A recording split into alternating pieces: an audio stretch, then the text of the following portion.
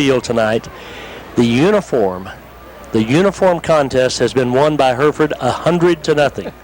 The uniforms for Friendship are in a class, I don't know. I've not quite seen anything like that, and if I don't see any more, that'll be fine. I don't know why they changed the uniforms. They are kind of ugly. I like their blue a lot. I do too. I do that, whatever it is, gray or whatever. It's kind of a faded gold with white numerals, and then they've got some blue trim on it and blue hats.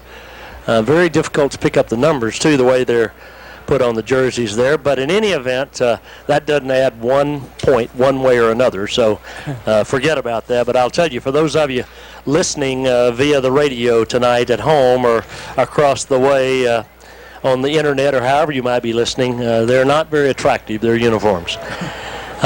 The Whiteface volleyball team, Coach Kitten's crew, tomorrow takes on Dumas. It all starts with a JV match, 2 o'clock, followed by the varsity. They'll be, shaking the house over at the gym across the way. So we'll be there to broadcast if you can't be there, but if you can, come join in the fun. It'll be a rocking afternoon. First district game, or second district game, the first one, honestly, of any importance for the two teams. Again, it is Hereford, Randall, and Dumas, who are in some order, no particular order there.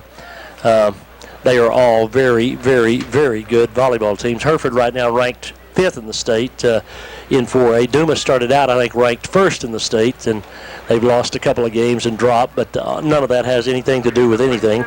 So that'll be a big happening tomorrow afternoon. Right here, though, the Whitefaces and Tigers about to come out on the field. And when they do, there's a good crowd here from Friendship across the way, along, as we said, with their band. And, of course, a great crowd here in the Whiteface home stadium as folks are filing in at the last moment, as is typically the case. So let's take another 60-second break, Michael, and we'll be back with more of the pregame in 1 minute. It is on the high plains that move here in droves, Scooby. I'm glad they don't know. It is a gorgeous, gorgeous night. I'm telling you, you could not find a more perfect evening. There's just almost no breeze at all. The field is just almost, you might think it was AstroTurf or NextTurf if you didn't know it was the real deal. And it is a great night as the Whiteface Band plays the school song.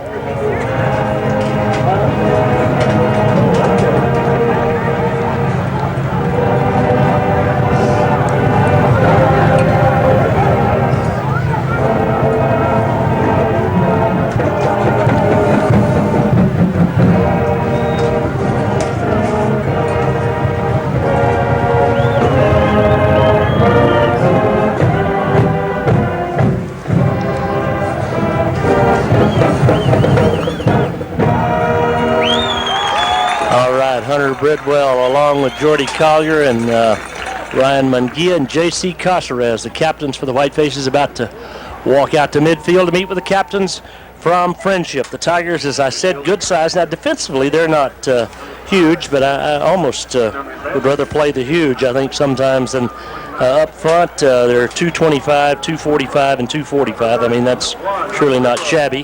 Their linebackers, they play a 3-4, and their linebackers are 180, 200, 210, and 215. The secondary, 150, 175, 165, 175. So, size makes some difference, Koo, but it's not the determining factor. Well, that's true, but they're big enough. Exactly. When you get around 240, 245, that's pretty good size if you can play it all. And these guys have had a great deal of experience, so they can play pretty good football. Well, my point a moment ago was, the 280s, 290s sometimes look really good on paper, but don't move.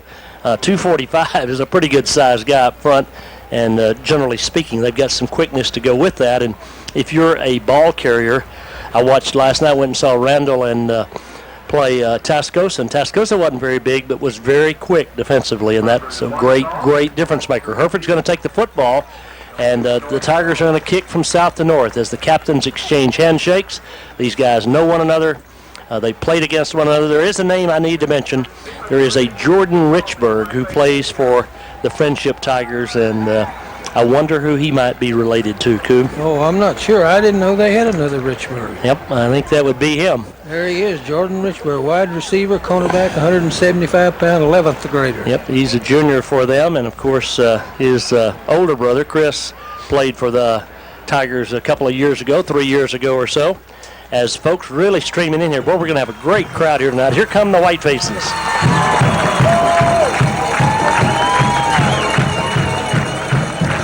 As they sprint out here in front of the home crowd, the White Faces ready to take the football and get this football game underway and see what the night will bring. Lots of folks with radios in the stands, Kubi, so you're going to have to be very accurate and on your best behavior. Uh-oh, that makes me nervous. You tell me there's a lot of folks in the stands that's got their radio on. Yep, we'll do the best we can. I saw David Zuniga come in a while ago, and he'll be listening intently, pointing out any shortcomings that you may have. I'm sure he won't hear any from either one of us, but just in case he does. Whiteface standing and clapping. First possession. Well, I think it's huge for the White Faces here tonight. Beavers and Blakely and Enriquez and Perez. Cawthorn, those guys have got to be, they've got to be alert. Just got to play some good football up front. We've got to be able to control the football, move the football with some consistency, and keep the Tigers' offensive unit off the field. Well, I think that's the key to it, and we've always said that. We got to move the chains, make some first downs, and move the chains and eat up some time and hopefully score some points on the way. Sometimes you say, well, we don't have to win the ball game as long as we show some improvement, and I think that's right. As long as we play well and play hard, play the hardest we can, and show some improvement along the way, I don't think it's absolutely necessary that you win every game. Ryan Munguia, the quarterback for the White Faces here tonight, 44 out of 57, 1 intercept and 614 yards and 8 TDs in 3 games. Those are wonderful numbers. I'm telling you, those just great. And Bridwell, right behind him, Parker, 11 out of 22 for 129 yards and 2 TDs. We've really had we've had 2 intercepts, and one of those came at the end of a half when we just kind of threw it up. So, that's great numbers. Lazoya, Nathan has been splendid, 55 carries for 254 yards, and he again tonight, he's going to have to give us some consistency back there. We've got to be able to maintain control. Well, we do, and he needs to hang on to the football. We don't need to have very many turnovers or not any turnovers if it's absolutely necessary. 3 receivers for the White Faces, really. Bridwell, along with Caceres and Silva, those 3 guys have played wonderfully to this point of the season. And again, Bridwell kind of the possession receiver, the other 2 guys a little more down the field. And then on the outside, I'm telling you now, Yostin, along with his counterpart out there at the wide out, Jonathan Davis, those guys, pretty good receivers. We watched them warm up the Tigers, and I'm telling you, Ratliff can kick the football. Their punter can punt the football. They have a wonderful kicking game to the Tigers. Kicking off, he was practicing at least. He was just taking a couple of steps and hitting it about 40 yards. Let's see, he's got what wind there is to his back from south to north, and here we go. Kickoff is high, end over end, going to be fielded by Carrillo at the 15. Chris to the 20, 25, 30, looking for a little running room. He's wrapped up and brought down around the 28-yard line. It'll be 1st and 10 for the White Faces from that point. Well, everything just collapsed on him as he reached about the 27 or 28-yard line. Wasn't any holes, no place for him to go. The big guys come down and stuffed up every hole, so still that's pretty good field position. A decent field position and a good way to kind of get things. You got to get a little contact out there, both sides wanting to get the butterflies away from them. The Tigers, again, Hudson and Halliburton and Wampler up front.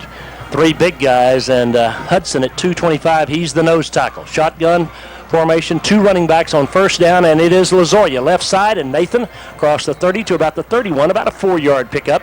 It'll be 2nd down. We'll call it 3 yards, 2nd down and 7. That's pretty good blocking off the left side. Not a bad 1st down play, like you say, and kind of get the butterflies off. He broke the line of scrimmage and picked up 3 yards. Lazoya did off left tackle. White Faces come to the line, send Bridwell wide to the left. Out there goes Caceres. 3 receivers on the right, no one in the backfield with Munguia on 2nd down and 7, just underway. 3 down linemen for the Tigers. Straight back he goes, looking. Now pulls it down, throws it at the last moment. One-headed catch by Silva across the 40, and Down goes Matt at the 43. What a great reception by Silva. He reached back and one-handed a throw that was behind him for a first down. Well, Mungia thought he was going to run with the ball as he moved up toward the line of scrimmage, but saw a linebacker staring him in the face, so he just whips a little quick pass out to Silva, which, like you said, made a great catch and picked up the first down. Silva had a huge game last week with a couple of touchdown receptions, and I think 8 catches on the night. 1st and 10 from the 43 on Hereford's end of the field. Here comes the blitz. Mungia rolls right, throws underneath, complete. Oh, Silva gets leveled. I mean, right on the line of scrimmage. Matt caught it, and he got nailed the moment he got it. Wiggins from the cornerback slot hit him right about the helmet.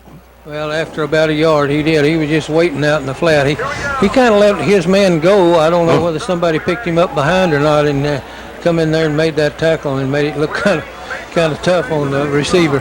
2nd down and 9, wide side of the left, just underway. No score at Whiteface Field. Shotgun formation. Lozoya stands beside the quarterback.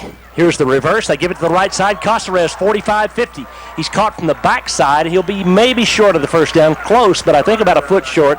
First time we've run that play. Nice block out front by Hunter Bridwell, and it's 3rd down. We'll call it 3rd and 1. Well, it was a nice little snappy play. It wasn't a long reverse play, just kind of a short reverse play, but it was very effective. He broke into the open and, like I said, nearly picked up the first down. 3rd down, about 1. Jonathan Davis brings the play in. Wide side left, 9:55 and counting in a scoreless first quarter. Davis goes way out to the left. Split out to the right is Bridwell. Shotgun formation. Lozoya stands in the backfield beside Mungia. Look for Lozoya. He gets it up the middle across the 45 down to the 41-yard line. Great blocking up front by the Whitefaces. It's a fresh set of downs. Let's give old big Al Perez some credit. 295. He opened a gaping hole. Well, I don't know what's going to happen from here on, but so far the Whitefaces have looked pretty sharp. Yeah. That time Mungia handed off to Lozoya off right guard, and he was able to pick up 5 or 6 or 7 yards on the play. To the 41, Travis Cawthon pulled and did a great job. I formation for the first time tonight now. Oh, no. And they pitch it back to the tailback, Carrillo, and he is hit immediately. Chris gets maybe a yard to the 40. Well, we got the fullback right on top of the quarterback in that formation, and not any running room up the middle. Good defense by Hudson and Wampler. Yeah, the big guys collapsed on him that time. They could play where he, out of the I formation, quarterback turns and pitches it back to the tailback. He runs straight up the middle, but there just wasn't anything there. Maybe picked up a yard on the play. Wide side to the left, and out that way goes Chase Yostin. 2 receivers split to the right, 2 to the left. In the slot on either side are Casares and Silva. Out of the shotgun now, Mungia straight back, 3-man rush. He has time. Looks, fires it, got a man there. Casares to the 20, to the 15, to the 10, and down to the 8-yard line goes J.C. Casares. They mark it at the 7, 1st and 10. Hereford, great throw and catch. Boy, it was a good job. The offensive line did a good job of keeping him off of Mungia until Casares got down the field. He was lined up on the far side and came across the field about 15 or 20 yards down the field, and Mungia hit him with a perfect pass, and he caught the ball and moved it on down to about the 7. 8:45 left first quarter, 1st and goal from the 7. Wide side left for the Whitefaces. They send 3 receivers that way. Lozoya stands beside Mungia in the backfield. Lozoya gets it. He is hit immediately. He might have gotten back to the line of scrimmage, but that time the Tigers smelled it out. Wampler was the first man there. It'll be 2nd down and goal. Well, a lot of times when you get it closer to the goal line, the defense tightens up a little bit, and those big guys pretty hard to move. It just wasn't anything there for him that time. He was tackled right on the line of scrimmage. Jonathan Davis brings the play, and this opening drive is used almost 4 minutes, and the Whitefaces are knocking at the door at the Tigers' 7-yard line. They split Davis to the right, Bridwell, Casares, and Silva out to the left. Lozoya set to the left. That's the wide side of the field now. Mungia out of the shotgun. Line straight back, rolls left, gets pressure. He is hit and dropped. Boy, they had not a chance that time. Great job back at the 15-yard line as the defensive end, Halliburton, came crashing through. And it'll be 3rd and goal. And, boy, we haven't had that happen to us many times, but there was no place to throw it. Well, that's what I was talking about. It tightens up down closer to the goal line that time, and they really did come through it and didn't give him a chance to throw. He sprinted to his left, Mungia did, but just couldn't get a pass off. The defensive end on that side just came through unblocked virtually, and now it is 3rd and goal from 14 yards away. 7:20 left, first period. So the Whiteface is going to have to come up with a big third down play here, or probably settle for a field goal attempt. 3 to the right, 1 to the left. Shotgun formation. Munguia calls them down. Looks over the defense, straight back. Here comes a 5-man rush. Looks, pulls it down, takes off. Pump fake at the 10. He's hit, slips away at the 5. Down to the 3-yard line goes Ryan. A nice run, but he is 3 yards short of the end zone. And here comes the field goal unit. We're going to try to take a 3-0 lead here as Acevedo comes on to try his first ever field goal. Well, Munguia did a great job that time He did. running with the ball. He got outside on the left side, made a little move on one defender over there and got it down to about the 3-yard line, but we needed to get it all the way in, so we're going to try a field goal. Again, our kicker, Felipe, in the halls of Hereford High School 2 weeks ago. This is his 3rd game. The holder for the Whitefaces is the sophomore Bridwell.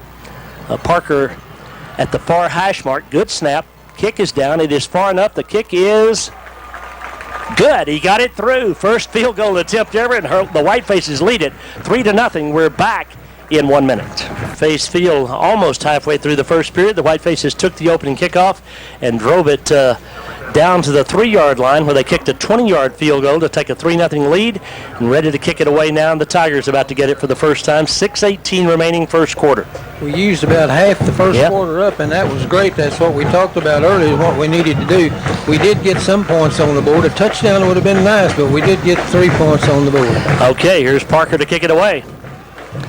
Line drives it, skims along the 20 to the 15, picked up back at the 10-yard line, fumble there, and finally picked up now back to the 20 and out to the 25. That's one of the better coverages we've had this football season as the Whitefaces hustle down there. Josh Ramirez was the first man to arrive, and that's where the Tigers will set up shop at their own 26, 1st and 10.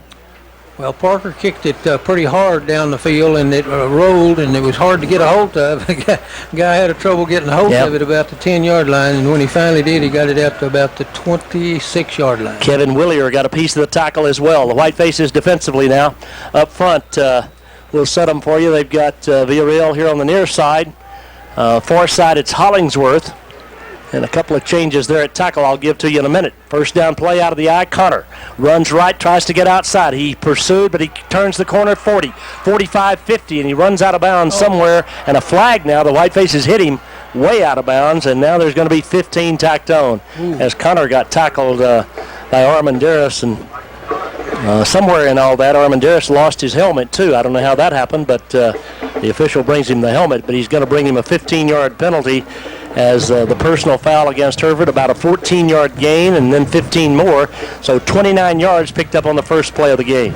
Well, I couldn't tell over there whether the play was designed to go off tackle, but Connor bumped it outside over there and got to the outside down the sideline, and that's always dangerous when they do that. And we were way late with the hit. Yeah, there's no doubt about that. So 15 more, so not the kind of start you want defensively for the Whitefaces. I was going to give you the rest of the lineup up there for Hereford as Jacob Villarreal here on the near side, Armandaris, Benavides, Binge at the rover slot on the far corner. It's Norez and Cameron Collier. I formation now behind Hill and the Tigers. Big offensive line for the Tigers. Walters, the center, is 290. Wide side to the left, out of the eye.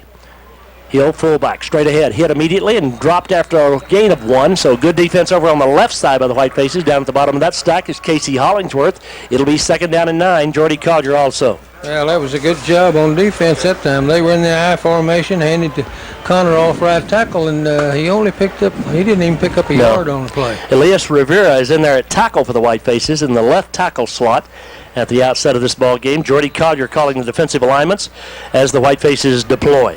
Wide side left, offset eye for Hill. 2 receivers left, 1 to the right. In motion now goes the slot receiver. They fake it to the tailback, rolls and wants to throw. Got a man open underneath, throws it behind him, and it's incomplete. 3rd and 9. Hill threw it one way, and his intended receiver went the other, and it'll be 3rd down and 9. Well, it was number 22. We don't have a 22. Oh, we don't have a 22. Well, anyway, it was 22 out in the flat. That pass that has hurt us a great deal in the past. He was wide open, but the quarterback didn't even throw close to him.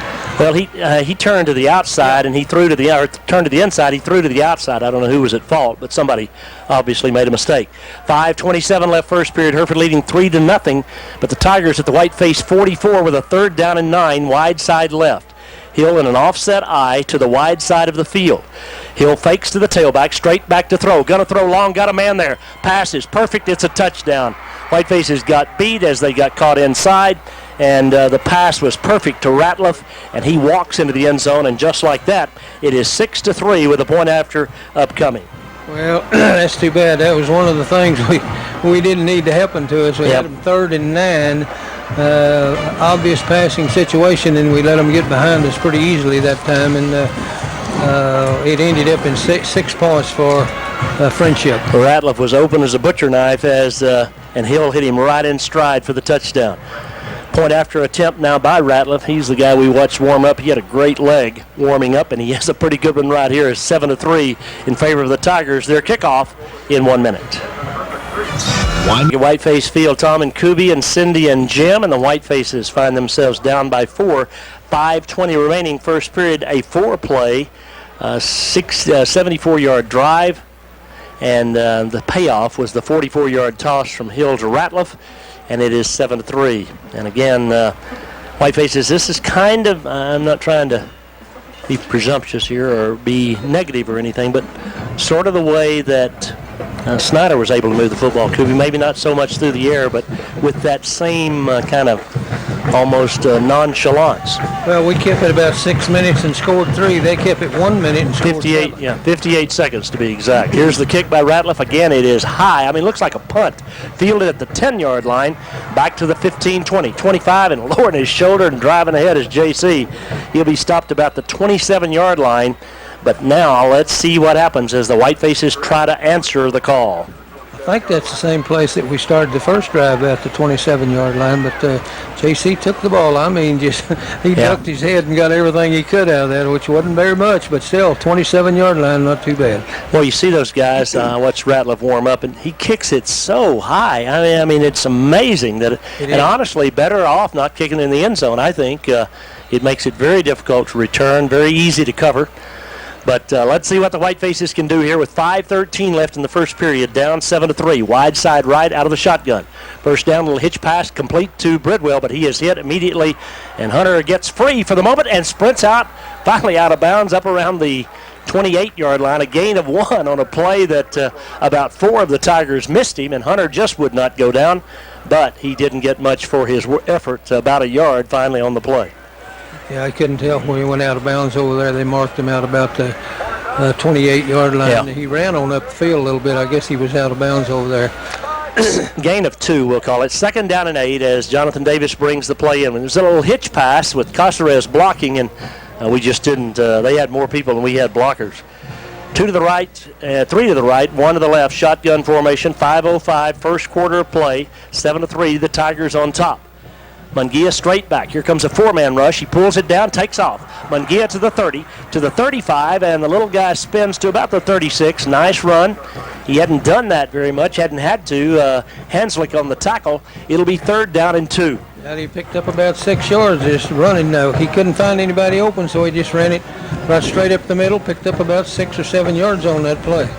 One thing that Munguia really has is a great sense of what's going on around him out there. You can just tell he senses where the would-be tacklers are and when to pull it down and when to throw it. Big play here, 3rd and a long one for the Whitefaces. Wide side right, and here's the pass out here, complete to Silva, and Matt is hit as he crosses the 35. I don't think he got the first down. He got to the 37. He needed to reach about the 37.5, and let's see where they got him spotted. That was a 3rd down play. Well, it's going to be close enough to measure, and it may be a first down. Dude, what do you think? It is a first down. They're not even going to measure. I think it is. All right. That's cool. I believe if I was the Tigers, I might have said, let's bring the chains out just to see. Yeah, I think if I'd have been Friendship, I'd have wanted measurement, but they called it first down, so they're not fussing about it. So here we go. Good 3rd catch of the night for Silva. That one only for about 2.5 yards, but we needed 2 yards and 18 inches, and he made it by about another 3. Wide side of the left, 1st and 10 from their own 37, 3:58 first quarter. Munguia out of the gun. The senior Straight back, now hands off inside. Lazoya is hit. Ooh, no place to go. Man, he was hog-tied as he came across the line of scrimmage, jumping on his back and riding him down to the ground was a defensive end on the near side. That is, lost his number here, Coop. Just a moment, lost his name. I've got his number. That is Mr. I don't know who. Don't have it in the program, but I've got it somewhere here. Go ahead and talk about it. Well, Lazoya ran the ball up the middle that time and no gain on the play. I mean, those three guys that are down linemen, they're pinching inside like a five-man line, and it makes it pretty tough to run up there. Hudson is that young man's name. They made the tackle. 2nd down and 10, wide side of the left. 3-man rush, looking, throws it long. There is Bridwell to the 45, Bridwell to the 40, Bridwell to the 35, Bridwell to the 30. A flag goes down, and he is down at the 25-yard line. Got to be some kind of face mask infraction mixed in with all that. Well, that time instead of Hunter hooking up there, he went deep, and they threw it right over the top. Well, that was a great job, a great throw by Mungia, and really a great catch by Bridwell. And then he fought and got a lot of extra yards over there. And the flag is against the white faces. Is that what the call was now? No, I think it was a 5-yard face mask. Okay, 5-yard face mask. Incidental down to the 26-yard line of Friendship. 1st and 10 white faces, 3:08 left first quarter. Well, a pretty good it was okay. It was a sideline warning. I hate that call. They never penalize the teams. Simply call sideline warnings periodically. 1st and 10 Hereford from the 26. So forget all that. It was all Bridwell and Mungia. White faces with a fresh set of downs, wide side of the right. 3 receivers right, 1 to the left. Straight back goes Mungia. 4-man rush. Fires it. Oh, incomplete. Man, they were bearing down on Ryan that time. Coming in with a vengeance. Didn't get to him, but he led the receiver too much. Well, they were putting a pretty good rush on him, which made him throw it. Probably made him miskey on his throw out here, so it goes incomplete. 2nd down and 10. 2:52 left first quarter. Clock stopped on the incompletion as the white faces huddle up at their 35, and Jonathan Davis brings the play in. Hereford took the opening kickoff, drove it 69 yards, and kicked a field goal. Friendship answered with a touchdown in 4 plays, and that's where we stand at 7-3 here first quarter. Wide side right, 3 receivers to the right, 1 to the left. Shotgun formation. Les Giles here tonight from the Globe News to write all about it. 3 down linemen, but they bring 4. Screen pass. Oh, complete to Lazoya, but they're waiting for him right there as he makes the catch. Good defense by the Tigers as they read it, and Aaron Cannon makes the tackle. The 210-pound senior. It'll be 3rd down and 10. Well, I think he was a linebacker. He was just waiting in there, and he kind of read the play pretty good, and he was right there to make the tackle on Lazoya right on the line of scrimmage. Had Brandon Beavers out there ready to block on him, but he didn't get a chance, or he got his man, but actually they came from the backside, and a good job by the linebacker to make the stop. 3rd and 10, huge play here. 2:19, too far for a field goal from this point, so probably in 4-down territory. Just over 2 minutes, 15 seconds left first period. Out of the gun, straight back, 4-man rush. Mungia steps up, gets some pressure, pulls up, throws complete to Bridwell, and Hunter down to the 8-yard line. Nice throw and catch, tackled by Whaley, but it's 1st and goal for the white faces. Well, it was a great job by Mungia that time. Avoiding some of the guys that come through there. He kind of moved around a little bit and broke up the middle about 3 or 4 yards, and then he found Bridwell down the field. I'm telling you, he is doing a great job of throwing, and Bridwell's really catching that thing. A la Tony Romo, too. You don't have to run with it if you can just step around back there. He has been almost perfect. Only 1 incompletion in 9 tries. Wow. 1:54 left first period. Hereford down by 4, but threatening with a 1st and goal at the 7 of Friendship. Wide side right. Lazoya, the running back. Throws a little hitch pass out here, bounces it out to Caceres. It's incomplete, 2nd and goal. Well, that time Ryan, in his haste, threw a little one-hopper, and it's incomplete. Well, that's one of those plays where you're going to throw that little quick flat pass out there. You really got to get rid of it in a hurry, and he did that, but he threw it a little bit low in the process. Yep. Looked like something the shortstop would be scooping up, but in football, got to catch him on the fly, of course. 2nd and goal from the 7. Davis brings the play in with 1:43 left. Clock stopped on the incompletion. First quarter. Gorgeous night for whiteface football against the visitors from Friendship. Nobody in the backfield now. Let's see if they bring 3 or 4. 3 to the right, 2 to the left for the whitefaces. Mungia looks over the defense. Calls signals. Straight back. Looking. Gets some pressure. Rolls left. Throws into the end zone. Incomplete. Wow, some pretty close coverage. But no flag on the play. The pass intended for Bridwell. And it'll be 3rd and goal. Well, he was close enough where he knocked Bridwell down. Now, whether it was after the ball is already gone, I guess it was that time. No call. Referee was right on top of it. He didn't call anything, so it's third down and goal. It was a bam-bam play as we watch it back here on the replay, and the Whitefaces now need to come up with a third down play. And again, kind of what happened the first time when we got down here, close to the goal line. Kuby alluded to it. Not as much room to kind of break free, and the Whitefaces got to come up with a big play here on third down. And again, we may be in four-down territory, down 7-3. I don't know. Wide side to the right. We've got three receivers right, one to the left. Look for Bridwell here. He's got single coverage out there. Shotgun formation. Nope, rolls right. They bring pressure. He's got time. Looking, and then caught from the backside, and down he goes. Thought he had a face mask. Ryan turned around and said something to the official, but got no call. And the Whitefaces will have to give it away, or have to go for the field goal. Not give it away here, but good pressure. Well, we've gotten a lot of pressure from these guys early on. And again, those jerseys with those numbers almost make it impossible to see who's who for the Tigers. Yeah, it really is. Well, I wondered before the game started whether how we'd handle the pressure in this big game of those guys that are really good in the line of scrimmage. They've got good quickness, obviously. We talked about that. And able to bring pressure, and the Whitefaces are going to go for it. It would be about a 32-yard field goal into the wind. 54 seconds left, first quarter, clock running. The Whitefaces go for it as the crowd comes to their feet. Wide side left, got a score here, or give it over. Throws into the end zone, got Bridwell just off his fingertips. Hunter dove for it and just couldn't hang on. Great try there on fourth down, but the Tigers hold, and they'll get the ball at the 15. Final seconds of the first quarter, leading 7-3. Boy, it was. I'm telling you, that was a great play. Bridwell went down the field and turned across the middle toward the goal post. And Mungia he got his fingers on the ball as he tried to catch it. Yep. It liked to have been a great touchdown. He left his feet, Hunter did, and just could not gobble it in. But another nice drive for the Whitefaces. Unfortunately, nothing to show for it. The Tigers have the football and a 4-point lead with 44 ticks left in the first period of play. Hill goes down under center. Again, Connor, the tailback, has worn the Whitefaces out the last 2 years. From the 15 now. They give him the ball, running back right. He is hit and dropped. Wow, Hollingsworth from the top, but down at the bottom, or Hollingsworth from the bottom, down up at the top was Jordy Collier, and it is second down and 12. Boy, I'm telling you, that was a great job by those two guys. Jordy Collier come in after he was kind of stacked up and really leveled him and knocked him down. Collier took Hollingsworth took the blocker and just drove him back, and then Jordy came over the top, and it's a -2, second down and 12. This could be the final play of the first quarter. Hill down under center, wide side left. The senior fakes it. He wants to throw. Looking, now pulls it down. Going to roll right.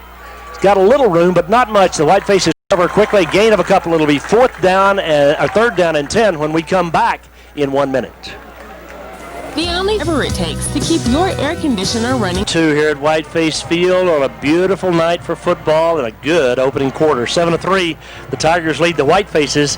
It's Friendship's ball, third down and about 10 from their own 15-yard line when we come back for the second quarter of play. Well, that's the same play they scored on. They tried just a while ago, but we had it well covered, and the quarterback had to pull it down and try to run with it, which he didn't have too much success. Well, when you look at these games, Coob, Coach DeLozier talked about this in the pregame, and obviously you want to win the football game, but what you want to do is get better. And if we can play against these guys and play with these guys, it'll do a great deal for the Whitefaces' spirits, I promise you. Here's a big play here, third down and 10 as we start the second quarter. Wide side left, Hill has Connor behind him. This is a throwing situation, you would think. Nope, they run the trap back inside, huge hole, but great tackle. Oh, Binge makes a tackle after gain of about 7. That could have gone for a touchdown, and Chris Binge, the Rover, makes the stop. Fourth down and 3. Boy, that was a great job.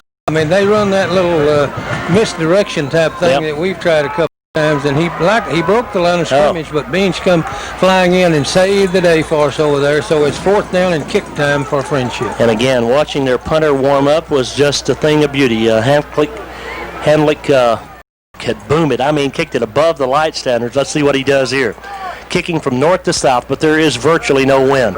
Twin safeties for the Whitefaces. 4th and 3, opening seconds of the second quarter. Friendship up 7-3. Don't think they'd fake it here. They do. Snap it to the short man. He rolls left, and Collier tackles him. Oh, it's going to be close. I don't know where they spot him. He may have made it by an inch. What a play by Jordy Collier.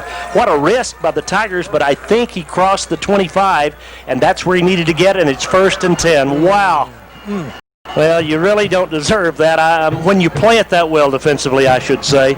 But he got it, and it's 1st and 10 for the Tigers. Well, I'll tell you, he just barely got it over there, but he got it, and that was the main thing.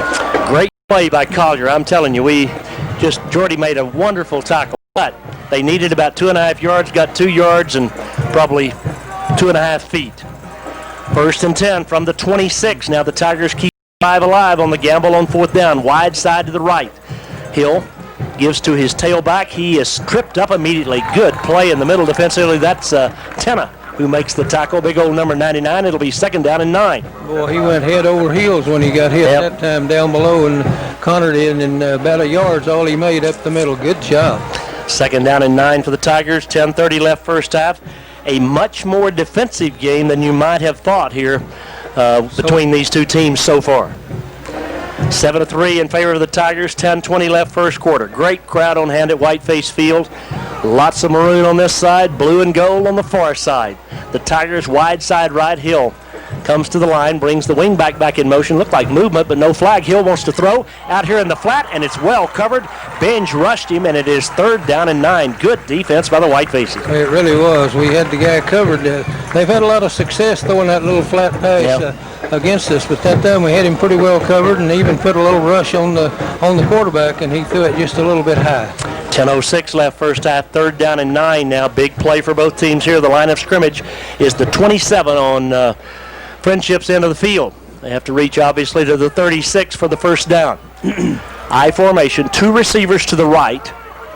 Offset I now. Connor again, the deep back in the eye as Hill looks to be changing the play. 4 down linemen for the Whitefaces. Hill pitch sweep back to Connor, running right. Connor in some trouble, makes a cut. Flag goes down. Connor goes down. No gain on the play. There was a hold as well, but it'll be 4th down and 10. Good defense by the Whitefaces. Boy, it was for a fact. I'm telling you, they tried to pitch sweep to get outside that time, but nothing doing. He may have picked up 2 or 3. He would have come back anyway because he got a holding penalty, but I imagine we'll refuse that and see if they want to kick it. Armanduras made the tackle. It was Casey Hollingsworth who got held.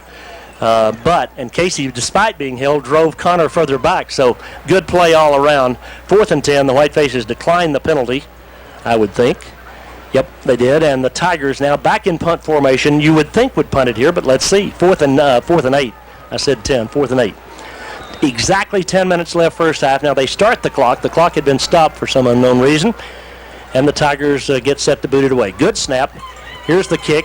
And this one is a boomer, but not as high as we saw warming up. Hits at the Hereford 40-yard line and rolls dead right there. Pretty good field position for the Whitefaces from their own 40. Not a bad place to start. Trailing 7-3. Well, I don't think he really got the kind of a punt he wanted to. He did get it high, but he didn't have any spiral on it, and when it hit, it just stopped completely right there on the 40-yard line. That's where Hereford takes over. 1st and 10 for the Whitefaces, down by 4, 9:46 left till halftime. Again, we're glad you could join us tonight for this football game between the Whitefaces and the Tigers. 2 receivers to the right, that is Bridwell and Caceres, new quarterback. Of course, Parker Bridwell in there, the sophomore, plays every 3rd series of downs. He stands in the shotgun on 4th down, Lazoya next to him. Parker going to throw the hitch pass. It is complete out here, but no gain. Oh, Chase Yostin, they're all over him. Boy, the Tigers are just crowding up there. We got to go deep, Coob. No other thing to do. Yeah, we got to do something a little different because they're crowding them. And I'm telling you, when the quarterback turns to throw it in the flat, there's 2 or 3 guys that really sprint in that direction. That was Whaley out here on the near side. He's the cornerback who made the tackle. 2nd down and 10. Want Parker, of course, to get a toss in there and kind of settle his nerves a little bit. He made the completion, but no gain on the play. Dangerous play. Yeah, Davis and Silva go to the right. Hunter and JC go to the left. Shotgun formation. Wide side is the right for Bridwell. Straight back, 4-man rush. Steps up, fires it, got a man there. Oh, Caceres just had it bounce off his fingertips. He had to dive, but JC, that's a catch he routinely makes, and it'll be 3rd down and 10. Well, he did down the field and turned toward the sideline, and Bridwell hit him with the pass, but it was out in front. He had to lay out and try to catch it, and he couldn't quite do it. We've had a couple of near misses. The near miss to Hunter on the touchdown attempt on 4th down, and the near miss there to J.C. 3rd and 10. Now Davis brings it in. 9:01 till halftime. Hereford down by 4. Possession down here as they send 2 to the right, 2 to the left. Again, Lozoya out at the running back slot next to Bridwell. Parker looks over the defense. Long, lanky sophomore straight back, and they bring the blitz. He looks. He's hit as he throws. The ball goes backward. It's a fumble picked up by the Tigers and returned for a touchdown as the ball was picked up by Reed. Bridwell, as he went to throw, got hit from the backside, and the ball bounced backward, and that made it a fumble. And just like that, the Tigers have a touchdown. Wow. Well, that's the kind of thing, that we did not need. Give them an easy touchdown after playing as hard as we've been playing so far. But that's the way the game goes sometimes. Easy touchdown for Friendship. Yep. Well, he just again got hit in the back. He stepped up in the pocket. Jim, let me see it one more time. Let's see as the Tigers try to, and just as he threw it, the ball popped up and went straight. Just kind of fell off the back of his hand. And it's a touchdown for the Tigers. Point after is down and up. It is good. 14-3. Tigers by 11. Back in 1 minute. You wouldn't want your favorite sports team to only play offense or defense. Well, what a turn of events as Bridwell stepped up to throw. He got hit from the backside. Watching on replay here, it was very close to his arm going forward, but the ball went backward. And so even if his arm was going forward and the ball went backward, that would be a fumble. And Reed picked it up, and he just went untouched into the end zone. And just like that, it's 14-3. You don't see that happen very often, but we saw it happen here tonight. Well, it's a thing we didn't need to happen. No, for sure. It really does hurt us. No, for us to play with these guys, I mean, we've got to play not perfect, but pretty close, I'd say. And giving them 7 points there is pretty hurtful. Here's the kickoff now by the Tigers. This time he booms it high and deep and is fielded by J.C. at the 6, to the 10. 15, the senior cuts at the 20, tries to get outside, can't get there, goes down and puts his hand down, but now gets hit again and finally brought down by Mannon. It'll be 1st and 10 from the Whitefaces from the 21. J.C. paid the price for that one as the Whitefaces take over. Well, he did. He pulled loose from the first guy, but the way they run to the football, they got lots of guys running to the football, and about the time he broke loose, somebody come from the far side and knocked him down there on about the 21, 22-yard line. Tigers have good size, and they have great team speed. I mean, they do run to the football from all positions. Hereford now with a big possession here. Mungia, the quarterback. Again, the way Coach Delozier's been handling it. 2 series for him, 1 for Bridwell to try to get the sophomore some playing time. Now let's see if Ryan can lead them to the pay dirt land. Down by 11. Out of the shotgun on 1st down. Inside handoff to Lozoya, and they pick him up. No gain on the play, and boy, you can almost sense the Tigers have kind of gotten a feel for what the Whitefaces want to do. They also switched from the 3-man front to a 4-man front, which made a lot of difference as far as trying to run the football up in there. Lozoya, just no place to run that time. He was tackled right on the line of scrimmage. 2nd down and 10. We are at the 8:15 and counting mark here in the first half of play. The Whitefaces trailing 14-3 as Davis brings the play in. Pass it along to Mungia, and Davis comes to the near side. He's split out wide to the left, 3 receivers to the right. And the Whitefaces get set to snap it with Mungia in the shotgun position. Hereford moved on the line of scrimmage, no flag. Back to throw. Here comes the rush. Steps up. He's hit. Struggles back to the line of scrimmage. Good job by Mungia just to get there. But again, pocket collapses. The tackle made by Hanslick, and it is 3rd down and 10. Well, he couldn't find anybody to throw the ball to him, so he tried to run it up the middle, and he couldn't do that either, so they knocked him down again about on the line of scrimmage. One of the fears Kuby had before the game, 7:30 left till halftime and Hereford trailing by 11, was that we could not block them well enough to have time to throw the football, and that has kind of happened the last couple of series. Let's see if the Whitefaces can figure out the mystery here on 3rd down and 10. Wide side right, shotgun formation, nobody back there with Mungia. They've got 3 down linemen as they get ready to make the snap, and just 3 rush. He has time, looks, throws long over the middle, got Casares there, but it's intercepted. Picked off by the Tigers at the Hereford 45 and down in a heap on the tackle by Chase, and Casares slow to get up. The interception made by Hanslick. And let's see if JC's okay. He was well covered, and Hanslick just played the football and picked it off. Well, it was a good job for him. He was underneath just a little bit, and he was able to pick it off as Mungia tried to hit him down the middle of the field, and Friendship takes over again. It was Davis who made the tackle, Jonathan who made the tackle after the intercept, but back-to-back turnovers on possessions. The first for a touchdown for Friendship, and now the Tigers in great field position, already leading by 11 with 6:59 left till the intermission. Wide side right for Hill. 2 receivers to the right, 1 to the left. First down for the senior, offset eye with Connor the deep back in the eye. 4 down linemen for the White Faces. They give it to Connor. He tries to get left. He makes one man miss him, and Connor on his feet to the 40, a gain of about 3. He ran very hard for that. Jordy Collier brought him down. It'll be 2nd down and 7. Well, he had to make several moves just to get about 3 or 4 yards that time. We've done very well on stopping him so far. I hope we can continue to stop him. Tigers have, some big old linemen up there. Mason Walters is a 290-pound junior playing at offensive tackle. He is a load. He's about, looks like 6'5", maybe. I mean, they've got some good-sized guys out there playing at center. I said tackle. He's the center for the Tigers. Wide side left. Kuby thinks they're going left. And he's going to roll that way and keep the ball. Hill to the 35, Hill to the 30. Hill will be driven out of bounds on the far side by Benavides and Benj, and another flag. A late hit by the White Faces on Hill. And that'll move it from the 25-yard line down to about the 12.5. And, man, we got to cut that stuff out. That's foolish. Yeah, it really was. I guess we hit him out of bounds again. We did. I can't see that far over there, but you could tell, I thought that they were going to run to the left side, and sure enough they did. You did, Coob. You should have been out there. I think if you had been out there, Coob, you would have made the play. I would have been over there. Well, he was 3-4 yards out of bounds when we came and collided with him. That's 2 of those, and they're just foolish penalties, honestly. I don't know what else to say. We got to be smarter than that. The Tigers don't need any help, and we're doing that. 6:12 left first half. From the 13, 1st and 10 for Friendship. Here's the wingback reverse, and he's going to walk into the end zone. The White Faces took Connor and left the wingback alone, and into the end zone goes Moore from 13 yards away, and the Tigers widen the gap. Well, they faked to Connors in there. He's hurt us so bad the last 2 years.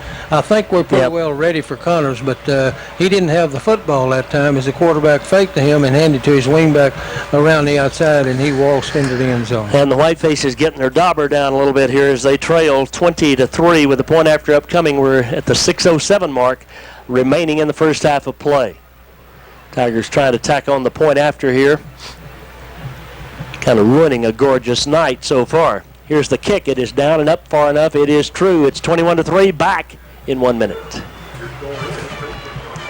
Employers, are you tired of that? Captain Billy, the White Faces right now needing some help. If you're listening on the radio at home or in the stands, we need to do something here to kind of turn the troops in the right direction as the Tigers are having their way with the White Faces. Back-to-back turnovers. The first one, a fumble run in for a touchdown. The second one, an interception that resulted in a touchdown.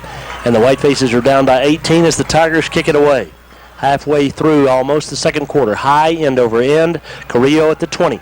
25, and Chris runs into a Tiger about the 27-yard line, and that's the end of the road as the stop was made that time by Chris Deere. I think each time that they've kicked off, we've run it to the 27. We're hung on the 27. They actually got to the 28 this time, Coop, so I can see a change in the pattern. They've got it marked at the 28. Okay, good job. White Faces will break the huddle and go back out there, and again, we need a little spark. We sure do. And the Tigers obviously don't want to give us the spark. That's true. We just need to move the chains a little bit and run a little time off this clock. Wide side of the right, shotgun formation, 1st and 10 from the 28. The White Faces have it. Mungia out of the shotgun with Lozoya by him. 4-man rush. Steps up, throws underneath, complete to Silva to the 35, and Matt is down a little bit short of the first down, I think. That little drag pass underneath. Silva's 4th catch of the night, and the tackle made by Whaley. Well, that's, as you called it just right, Silva come across, line up on the far side and come across real shallow, drag pass across the middle, and he was wide open, caught the ball, and picked up about close to 8 yards. 2nd down and 2 for the White Faces. 5:30 left first half, down by 18 points. The fans sitting rather placidly. John Stagner looking around down there trying to see who's here so he can drop names later on. Wide side right out of the gun. In motion to the near side comes Caceres, but they give it to Lozoya. He is hit, and back he goes. Didn't regain the line of scrimmage. The tackle made by Cannon it'll be 3rd down and 4. Well, Wow. one of those linebackers was coming from the word go that time, and it just so happened we were running right where he was coming through, and he knocked him down for a yard or so long. Both inside linebackers. It wound up being a 5-man rush out of that formation, and they just filled the running lanes, if you will, and that's pretty good defense. And again, boy, they have such good size and all the way across. Linebackers, down linemen, secondary. Big play here, 3rd and 4, 4:38 till the intermission. Wide side to the right for Ryan Mungia and the Whitefaces. Straight back, 5-man rush. He throws it behind Silva. Same pass that we completed earlier for the gain on 1st down, but this time they rushed him a little bit, and Ryan threw it too tall, and the Whitefaces have to punt it away. They have to punt it away. Silva run the same play, and he was open. If McGill could have hit him, we could have picked up the 1st down. Wouldn't have picked up too much, but we would have picked up the 1st down. But a little bit too tall because of the rush. JC got to punt it away. 4.5 minutes till the halftime. We'll hear from both bands at the intermission. Quick count. Here comes the snap. The punt, kind of end over end, fielded at the 35, back to the 40, 45, near midfield to the 40, 35, 30, could go and does go the distance. Wow.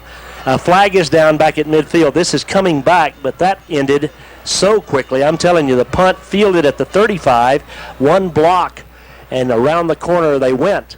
And then the Whitefaces lost the foot race, but the yellow rag will bring this back as an infraction occurred at midfield. We'll see if we can catch it on the replay. Boy, he did break out in the open real fast that time around the left side, way over on the other side, right near the sideline. And like you say, it was well gone for a touchdown, but the yellow rag brings it back.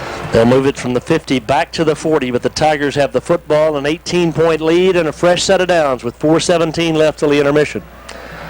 Well, Casey Hollingsworth, he was held again. That's twice he's been held tonight. And so that brings it back, and at least prevents, for the time being, further insult to injury for the Whitefaces. Tigers rather matter-of-factly now come to the line of scrimmage. Whiteface defenders. There's 2 receivers out here, and we kind of got one guy sort of semi-covered. Now we move out on him. Hill on 1st down, wide side right. Connor the deep back. Matt takes the snap, gives to Connor, running right. Benj has a beat on him, but he runs right by him. He's at the 40, cuts back 50, at the 45, and down to the 40 to the 38-yard line. Whitefaces were actually in pretty good position, and Connor turned it into a 22-yard gain. Well, that's the most yards he's made tonight by far, as he turned the corner over here and picked up probably about 15 or 16 yards. 22, actually, Coop. 22 yards on the play. 1st and 10 from the Hereford 38-yard line for the Tigers as they continue to just move it almost at will. And again, the Whitefaces will getting a little bit bent, if not broken. 4 minutes remaining till halftime. The Tigers with 2 receivers to the right, 1 to the left. Offset eye. Connor the deep man in the eye. Hill calls the play at the line of scrimmage, and they're going to go left. They do to Connor. Connor cuts it back kind of up the middle. Hit first by Jimenez, then by Hollingsworth. Armendariz got a piece of the tackle, as did Jordy Collier. It's a gain of 4, 2nd down and 6. Up the middle for Connor that time. He's not necessarily just having his way with us, but their team kind of is having their way. But Connor's having a hard time. He usually picks up about 200 yards against us, but this time we knocked him down after about a 4-yard. Well, really, the Friendship defense is who's having their way with us, at least at this point of the ball game. They have dominated on that side since the early going. Wide side left. In motion goes the slot back, but they give it to Connor left side. Boy, he scoots through the hole inside the 25, to the 20, to the 15, grab a shirt tail at the 10, and down finally at the 6-yard line.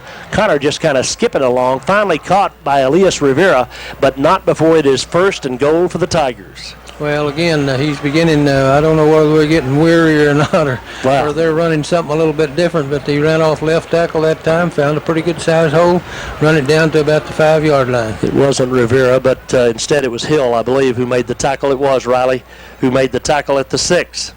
So it is 1st and goal with Hereford trailing by 18 and looking to go deeper in debt. 2:55 till the intermission. Ball at the 7-yard line. Hill, again, very deliberate now. Timeout called by the Tigers. 2:50 till halftime. Timeout Friendship. They're up by 18. Back in 1 minute. Field 2:50 till the intermission. The Tigers at the Whiteface 6-yard line. It is 1st and goal from that point. Hill, very efficient at quarterback. In motion goes the wide receiver from the left. He gives it to Connor, and Connor up the middle. Connor runs over would-be tackler, struggles, and gets to about the 2-yard line, where it'll be 2nd and goal. Thought I saw a flag. The official reached for a flag, but didn't toss it. Up the middle that time by Connor. I think that it's going to stay with him up in there because he's big and strong, and their line's big and strong, and all he needs is about a couple of yards. Got it down to about the 2-yard line, looks like. Tenna goes back in, replacing Rivera as we try to get some beef up there on the forward wall. Unfortunately, the Tigers sent in some beef as well. Boy, they are, aren't they? They are huge up front in this goal line formation. With just over 2 minutes remaining in the first half, Tigers knocking at the door at the white face just inside the 2, the nose of the football is. Wide side left. This time they're in a power I formation, and now they've got too many men on the field, and that's an illegal substitution. Now, they're good enough with 11. They don't need 12. Do you think, or do you? No, I'm pretty sure they don't. Okay. They had 12 men in. You can't have 12 men in the huddle when they started to run a play. One guy had to go off. It's pretty obvious that they had too many men on the field. So now they're going to take a timeout again. It'll be 2nd and goal from back of the 8-yard line. We'll take a 30-second break, Michael, and be right back. The white face is down 21-3, 2:02 left till halftime. Tigers, with a 5-yard penalty, moved it back to the 8-yard line, where it is 2nd down and goal from that point.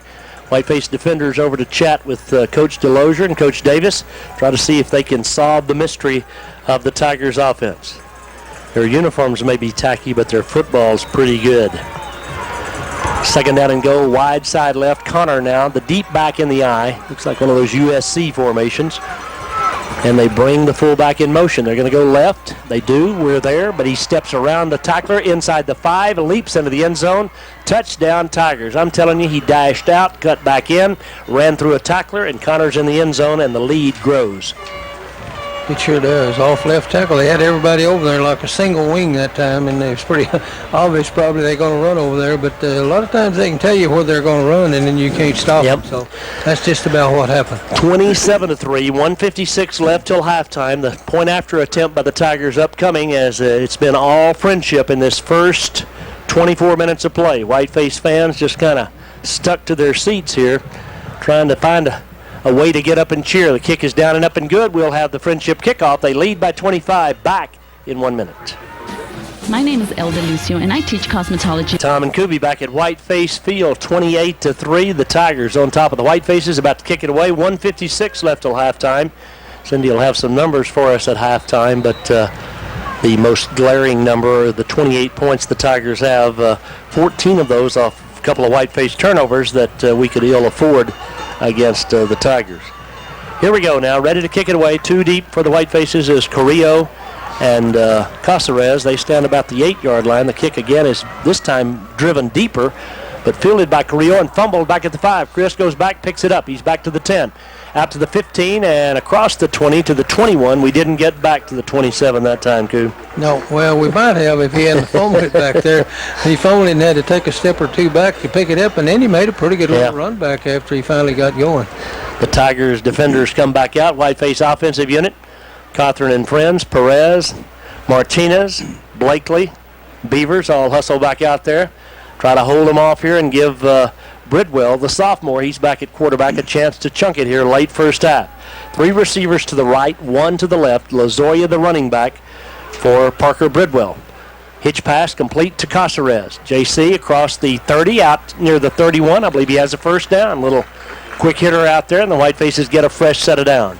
He was in the slot on the right-hand side, and Bridwell just real quickly raised up and hit him, and he found a soft spot over there and just ran it straight up the field for 10 yards and a first down. 7th first down of the night for the Whitefaces. So if you looked at that number, you might think it might be a little more of a football game, but it's not.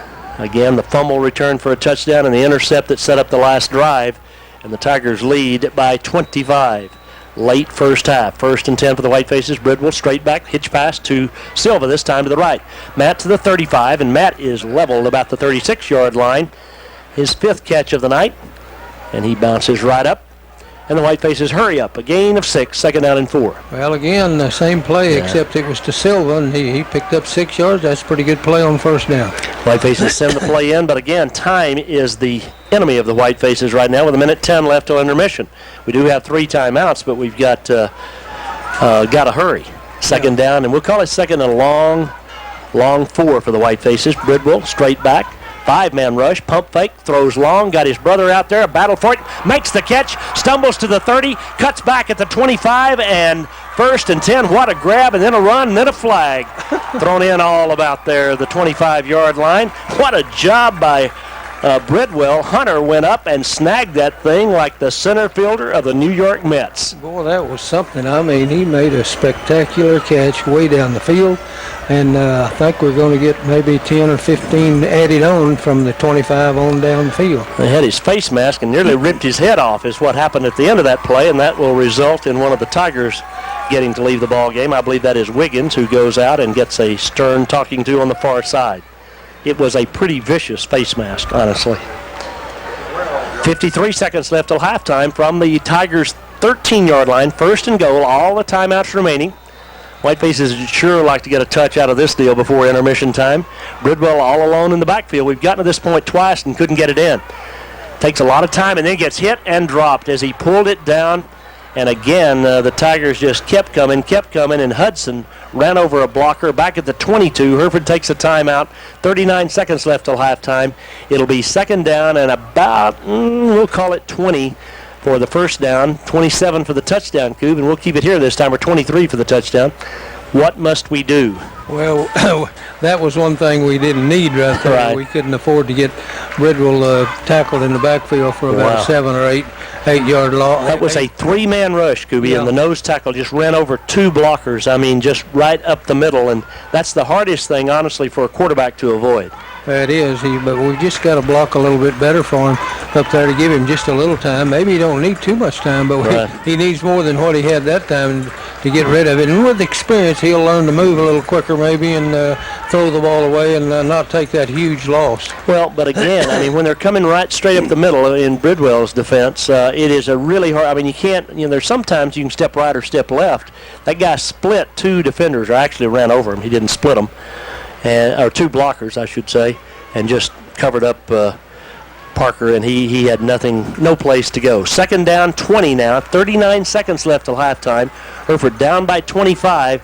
Got to come up with some magic here from the 23-yard line on Friendship's end of the field. They're up pressing on the receivers on the outside, straight back. 4-man rush. Throws it long left. Got a man there, but it's intercepted.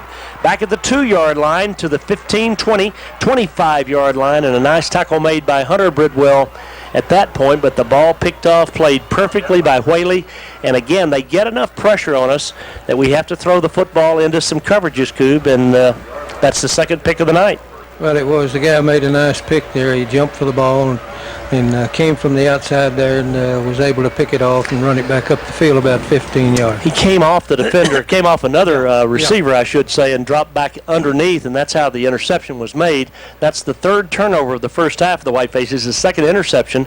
And just to give you a little bit of an idea, we've had only 2 interceptions again in the first 3 games, and one of those was a 4th down or a late first half throw that was just kind of a wing and a prayer. Tigers up by 25, 27 seconds left till a half. Let's see what they do here. And it's going out wide to the left of the Whitefaces on the corner is Crenshaw, who's in there at cornerback. They give it to the fullback. He is hit, slips loose, and then Binge and Cameron Collier and Hollingsworth and others, Jimenez, wrap him up. Now a time called by the Tigers. You're kidding me. 18 seconds left till a half. They lead by 25. They're at their 30-yard line, and the Tigers use their second timeout. I can't believe that. 18 seconds to go. Yep. We'll take a 30-second break. Hereford down by 25. Back in 1/2 minute. Nearing halftime, the Tigers have used their second timeout. I'm not saying they can't score from here, but I'm saying some bad things can happen to you down on this end of the field. And up by 25, I'm a little surprised the Tigers opted to use a timeout there, but they did.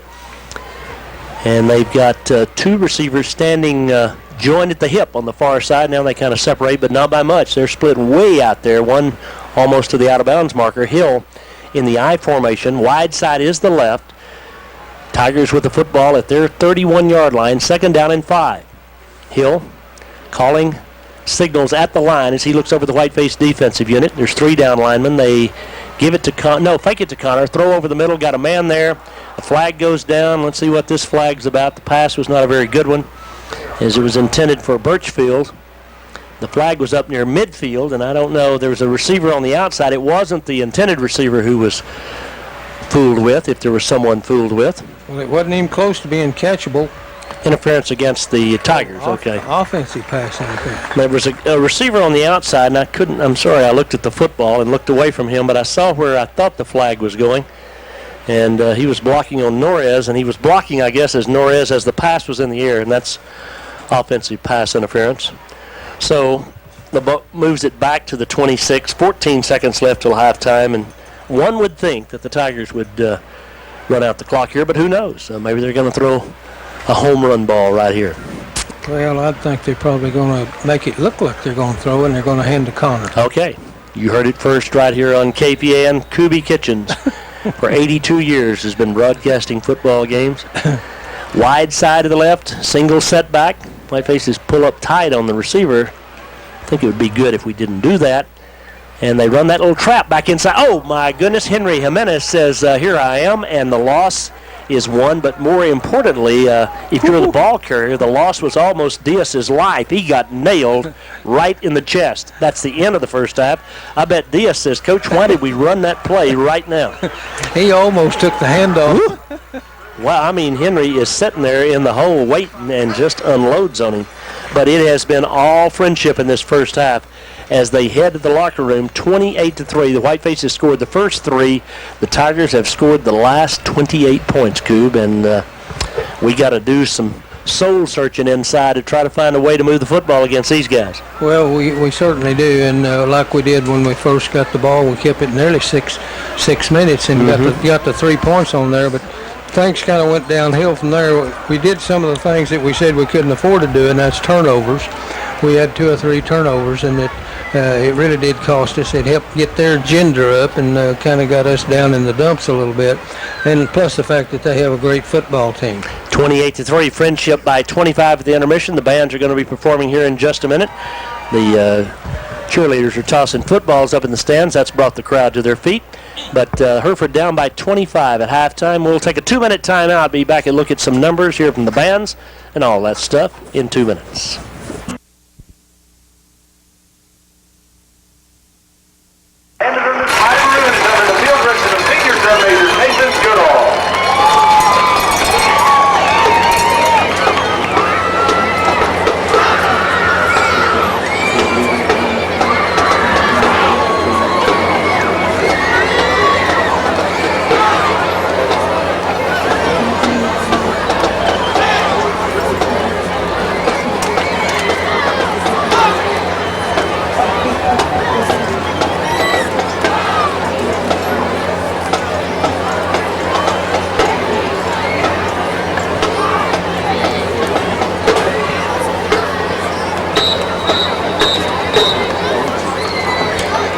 The band will take you on a musical tour of America's musical landscape. The band opens with fanfare for the Common Man by America's preeminent composer, Aaron Copland.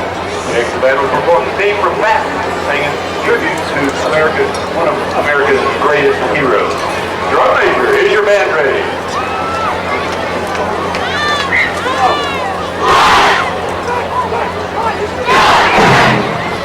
You may take the field.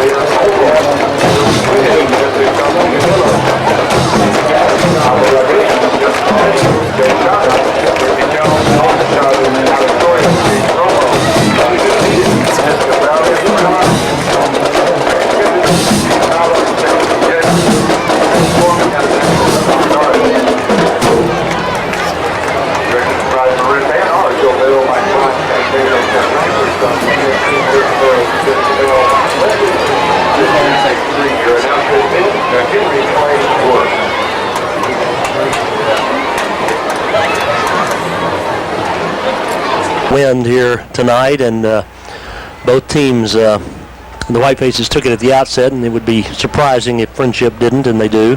The Whitefaces will kick from south to north, and so our defensive unit will be out there to begin the second half. Haven't played badly on defense, but we got to play a little better if we're going to get back in it.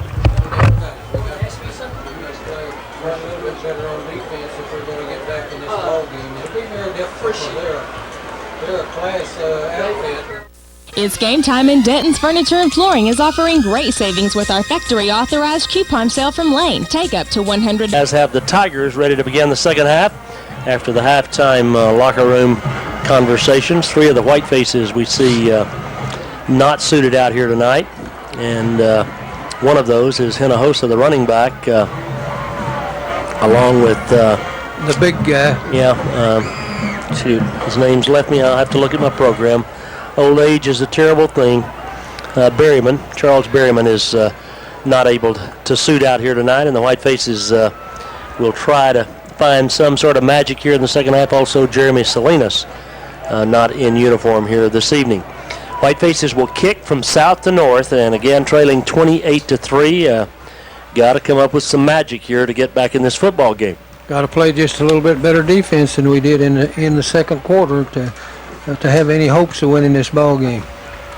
Last night I saw Randall play against Tascosa. It was 21-0 Tascosa at the half, and Randall actually had a chance to win that football game in the final quarter. So stranger things have happened, but the Whitefaces is going to have to get it in the end zone and obviously keep the Tigers from doing that. Tigers had no turnovers in the first half. Hereford had 3, and you cannot obviously against this level of competition, can't do that and expect to win.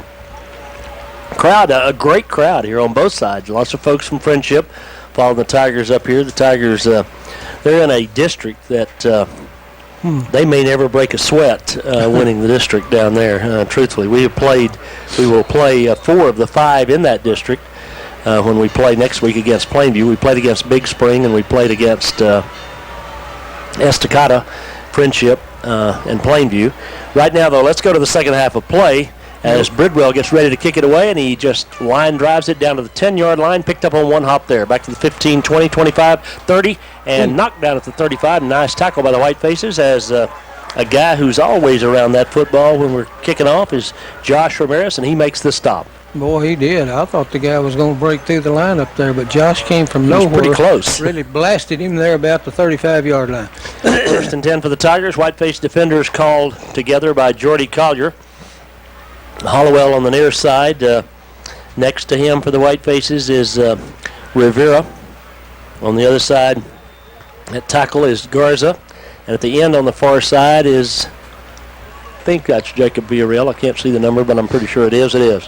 First down, Hereford now with a couple of guys creeping up as they go after Connor, and Connor is met immediately. No gain on the play. Smacked right in the mouth by Jordy Collier and the aforementioned Josh Garza. It'll be second down and 10. Boy, that was a good job. They were in the I formation, just tried to power over right tackle, and we were there, and force knocked him down after a yard gain. Great job there by the Whitefaces. It was Josh Garza who just knifed in there and met him head on at the point of attack. Second down and 10. As we're just underway in the second half, the Tigers with the lead in the football at their own 35-yard line. Hill calls them down. Norez on the near side, Cameron Collier, Armanderas, and Benavides in the secondary for the Whitefaces. Jimenez and Collier, the linebackers. Wide side left, they send a man in motion that way, and they give it back to the right side now, and he gets to the corner. 40, 45, 50, 45, 40, 35, 30, and Connor finally knocked out of bounds by Armanderas down at the 28-yard line. Tricked us that time. Kubi thought they were going to run left. I thought they were going to run left, and they ran the counter right. Well, they had the couple of split guys over there, and then they sent a guy in motion to the left. It appeared that they're going to run wide to the left, but they ran off right tackle that time, and Connor found a pretty good hole and made a big gain. He did gain from the 35 on his end of the field all the way down to the 28 of Hereford. So Connor now nearing the 100-yard mark, he's over the 100-yard mark. 127 he is now for the night. Wide side left, two receivers left, one right. Offset eye in the backfield, fullback on the trap. He loses the football, but I think he got on his own fumble. Wow. Good lick by the Whitefaces in the middle there by Collier. The ball was jarred loose from the ball carrier Halamek, but it is second down and 9. They don't handle the fullback very much, and it kind of surprised him, I think. He fumbled the ball, but he did get on his own fumble and picked up about a yard on the play. Cheerleaders had a little action last night, and they've got 140 kids suited out here tonight who are out on the track now ready to lead cheers. My goodness, what a conglomeration. Wide side left, I formation, second and 9. Hill fakes to Connors, throws the slant, got a man there, complete to the 10, on his feet to the 5, into the end zone, touchdown for the Tigers. And just like that, it's Ratliff into the end zone, and it doesn't take the Tigers long to get there. Well, I believe it was Armanderas had a shot at him out there about the 10-yard line, made contact with him, but couldn't hang on. He made a 360 and pulled loose and went right into the end zone.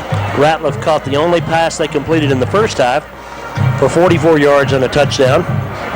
And he caught the first pass of the second half for 28 yards and a touchdown. 10-13 left third period. The Tigers up 34-3. The point after, the snap is down, the kick is good, and it's 35-3 Friendship back in 1 minute. Many boat owners assume their homeowners policy. 10 minutes, 13 seconds left in the third period, and the Tigers wasting no time in getting in the end zone. 37-yard run, then a 28-yard pass. All that took 4 plays, I believe, and the Tigers widen the gap to 32 as they kick it away. High, end over end, fielded at the 15-yard line by Carrillo to the 20, and Chris is pounded as he gets to about the 25-yard line.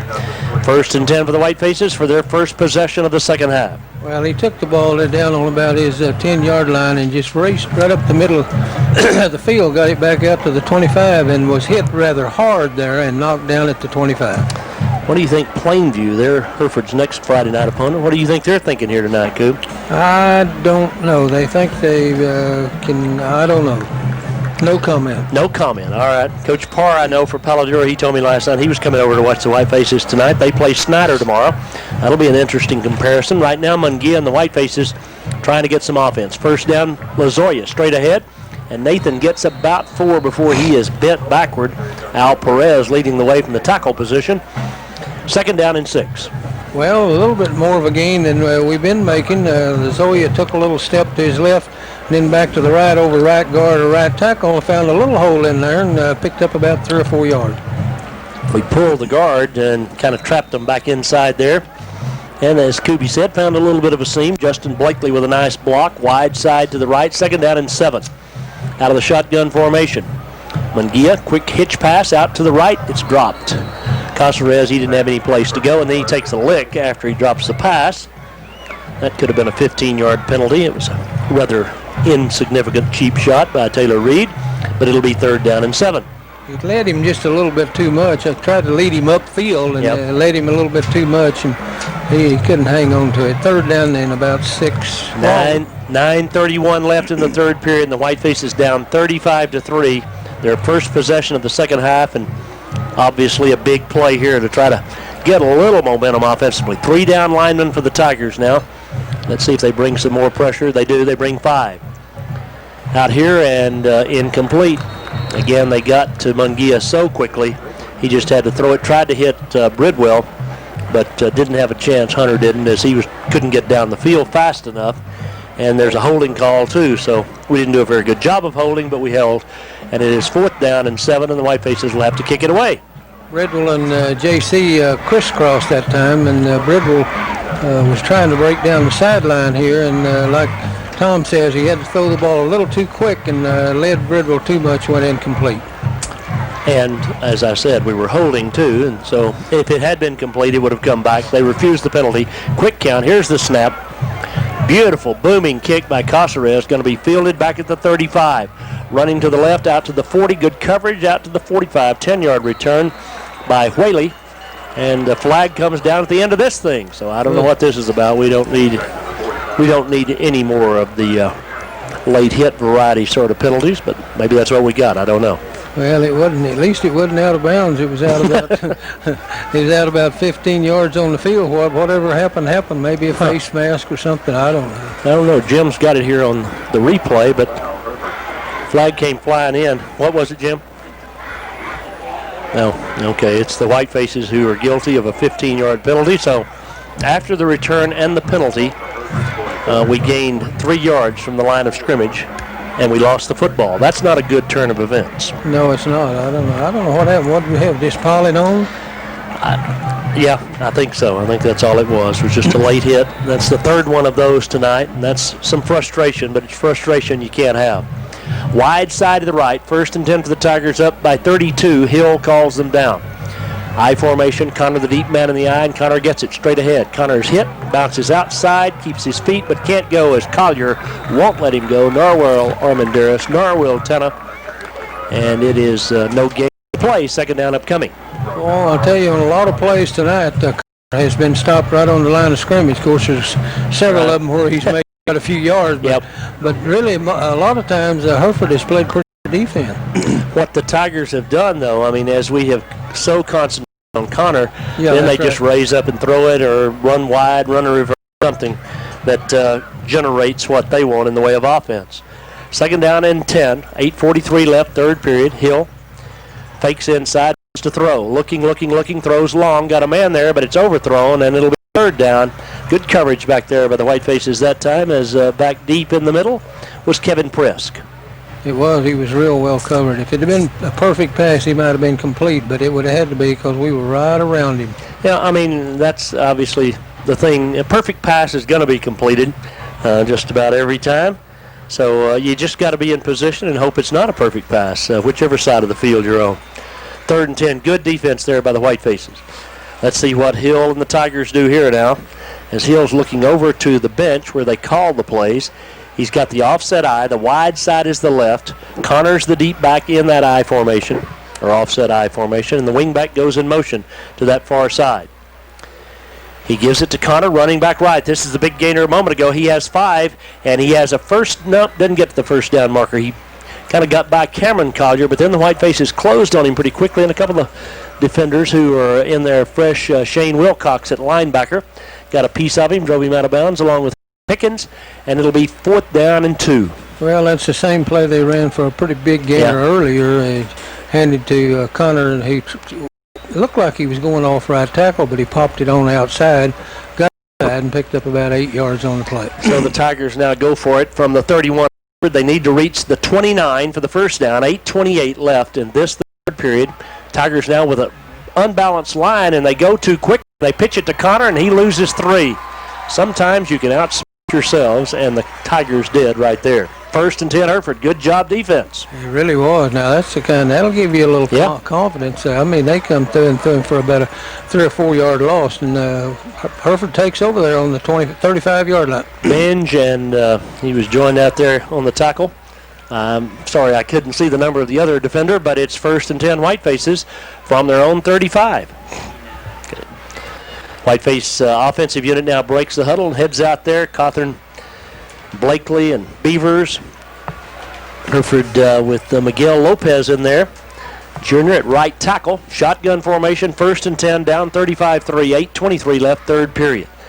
Munguia, reverse. Oh my goodness. Caceres is hit and dropped for a loss of 5. I mean, there is so much penetration from the Tigers.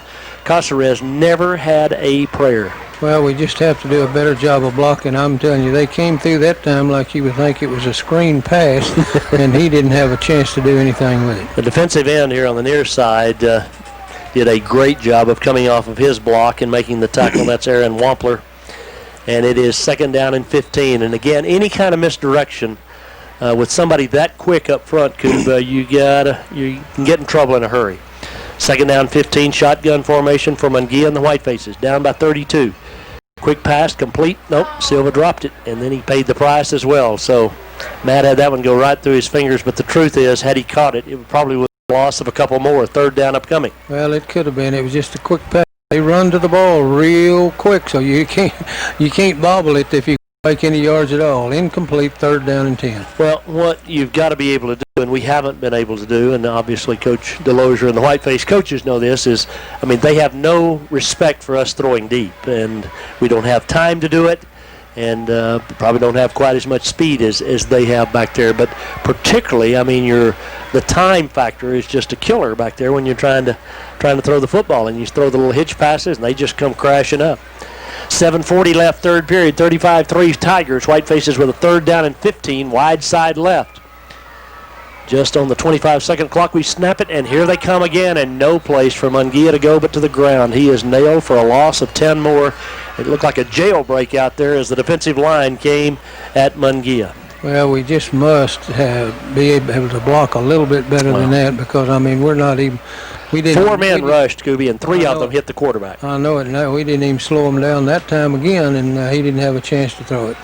Single safety this time back as Caceres gets ready to punt. Here comes the all-out rush, but they don't get there, and he hits a nice punt, fielded at midfield, and returned back to, well, still on his feet at the 35-yard line, and all the way down to the 31-yard line is Trey Whaley. Nice return by Whaley as he just kind of cruised through the defenders and returned it for 19 yards and a 1st and 10 at the Hereford 31 with 7:10 left in the third period. Well, he fielded about the 48-yard line in his own end of the field and just went right straight down the middle of the field, made a little move after he got down about 10 yards. But a nice run back by the Friendship receiver that time. Casey Hollingsworth rode him to the ground. 1st down for the Tigers from the Hereford 31. Hereford with 6 down linemen in this formation, just 1 linebacker. And the 1st down give is to Connors, and he runs, and Casey meets him, and down he goes. Casey joined with some of his buddies up there up front as Wade Crenshaw was another one of the tacklers. It'll be 2nd down and 9. Right straight up the middle that time. Connor took the ball over right guard and picked up about a yard. Good defense for the Whitefaces. We have put more people down on the line up there, but like you say, they've been pretty successful passing also, and I kind of look for them to fake the ball to him and throw it again right here. Whitefaces at the corner on the far side have brought in a number that's not in the program, and I know who it is, and I'll have to think here in just a minute. 2nd down and 9, wide side right. Here is Connor on the give back left. He tries to get the corner, does. He's at the 25, cuts and is still on his feet at the 20. He did a 360, he kept his balance, and finally went out of bounds down around the 13-yard line. What a run by Connor. The Whitefaces hit him on the knee. He just spun around, put a hand down, and kept it going. That was kind of pretty impressive right there, because somebody come from the secondary over there and, like you say, tried to submarine him and hit him in the knees, and he just did that 360 and went right on down the side. Armandaris it was who hit him, but couldn't get him down, and it's 1st and 10 from the Hereford 13. 6:20 left third period. The Tigers honestly are being pretty conservative here and really trying to just kind of run the football and not do anything too fancy, it would appear, leading 35-3 midway third quarter. Here's the give now to the wing back, and he fumbles the football but gets it back at the 10-yard line, cuts back, still on his feet at the 5, and down to the 3. Pickens with the tackle, and a touchdown saving tackle it was, as Hastings on the carry. Oh, it's hard to say. There's a flag down. Somebody's towel, I guess, fell down out there. Well, the Whitefaces now sub in at a couple of positions, trying to keep some fresh folks out there. 2nd and 1 for the first down, 4 for the touchdown. Hastings, as he ran with that ball, fumbled it, and it bounced just up in the air. He just caught it kind of like he lateral to himself. And when things are going your way, sometimes everything goes your way. Well, they ran that little wing-back reverse like they run before when he was open. He was open that time and really would have been open had he not fumbled it up. Took a little time, and we caught him before he got into the end zone. Whitefaces are really tired defensively. You can tell as there's a timeout call by Friendship. We'll take a 30-second break. Hereford down by 32, back in 1/2 minutes. Feel we are halfway through the third period. The Whitefaces trail by 32, and the Tigers knock at the door at the Hereford 4-yard line. 2nd and 1, and 4 yards away from widening the gap.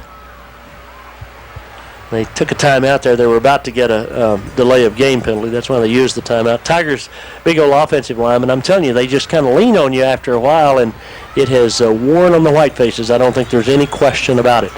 This time they're in a power eye with Connor, the deep man, and he gets the ball left side, and he makes one miss, and he spins, and he goes into the end zone for a touchdown. Connor from 4 yards away, his second TD of the night, and the lead goes to 41-3 with the point after upcoming. Right off left tackle that time. Connor took the ball and again did a 360. He was hit after he made a couple of yards and spun right on into the end zone. That's the second touchdown of the quarter for the Tigers, and they have things well in hand, does Friendship, as they try to tack on the point after. Again, I think, the Whitefaces obviously emotionally spent, but you got to try to get what you can out of this deal here tonight, even in the losing effort. Kick is good. We'll have the Tigers kickoff. They lead by 39, back in 1 minute. All right, 5:53 left third period. Lance Ratliff, he's getting tired leg from kicking off. He's ready to do it again from north to south. The Whitefaces will get the football, and the Tigers in complete control here at Whiteface Field on this Friday night. Beautiful night for football, but a forgettable night for the Whitefaces thus far.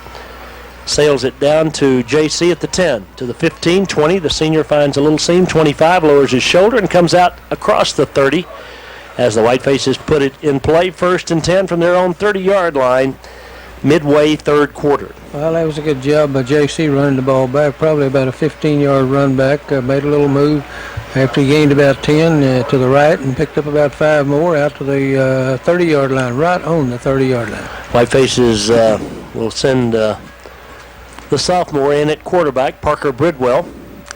His third series of the night. He's got his big brother Hunter split out to the right along with Caceres. Single receiver split left, as the Whitefaces in a little different formation here with just 3 wideouts, and Lozoya next to Bridwell.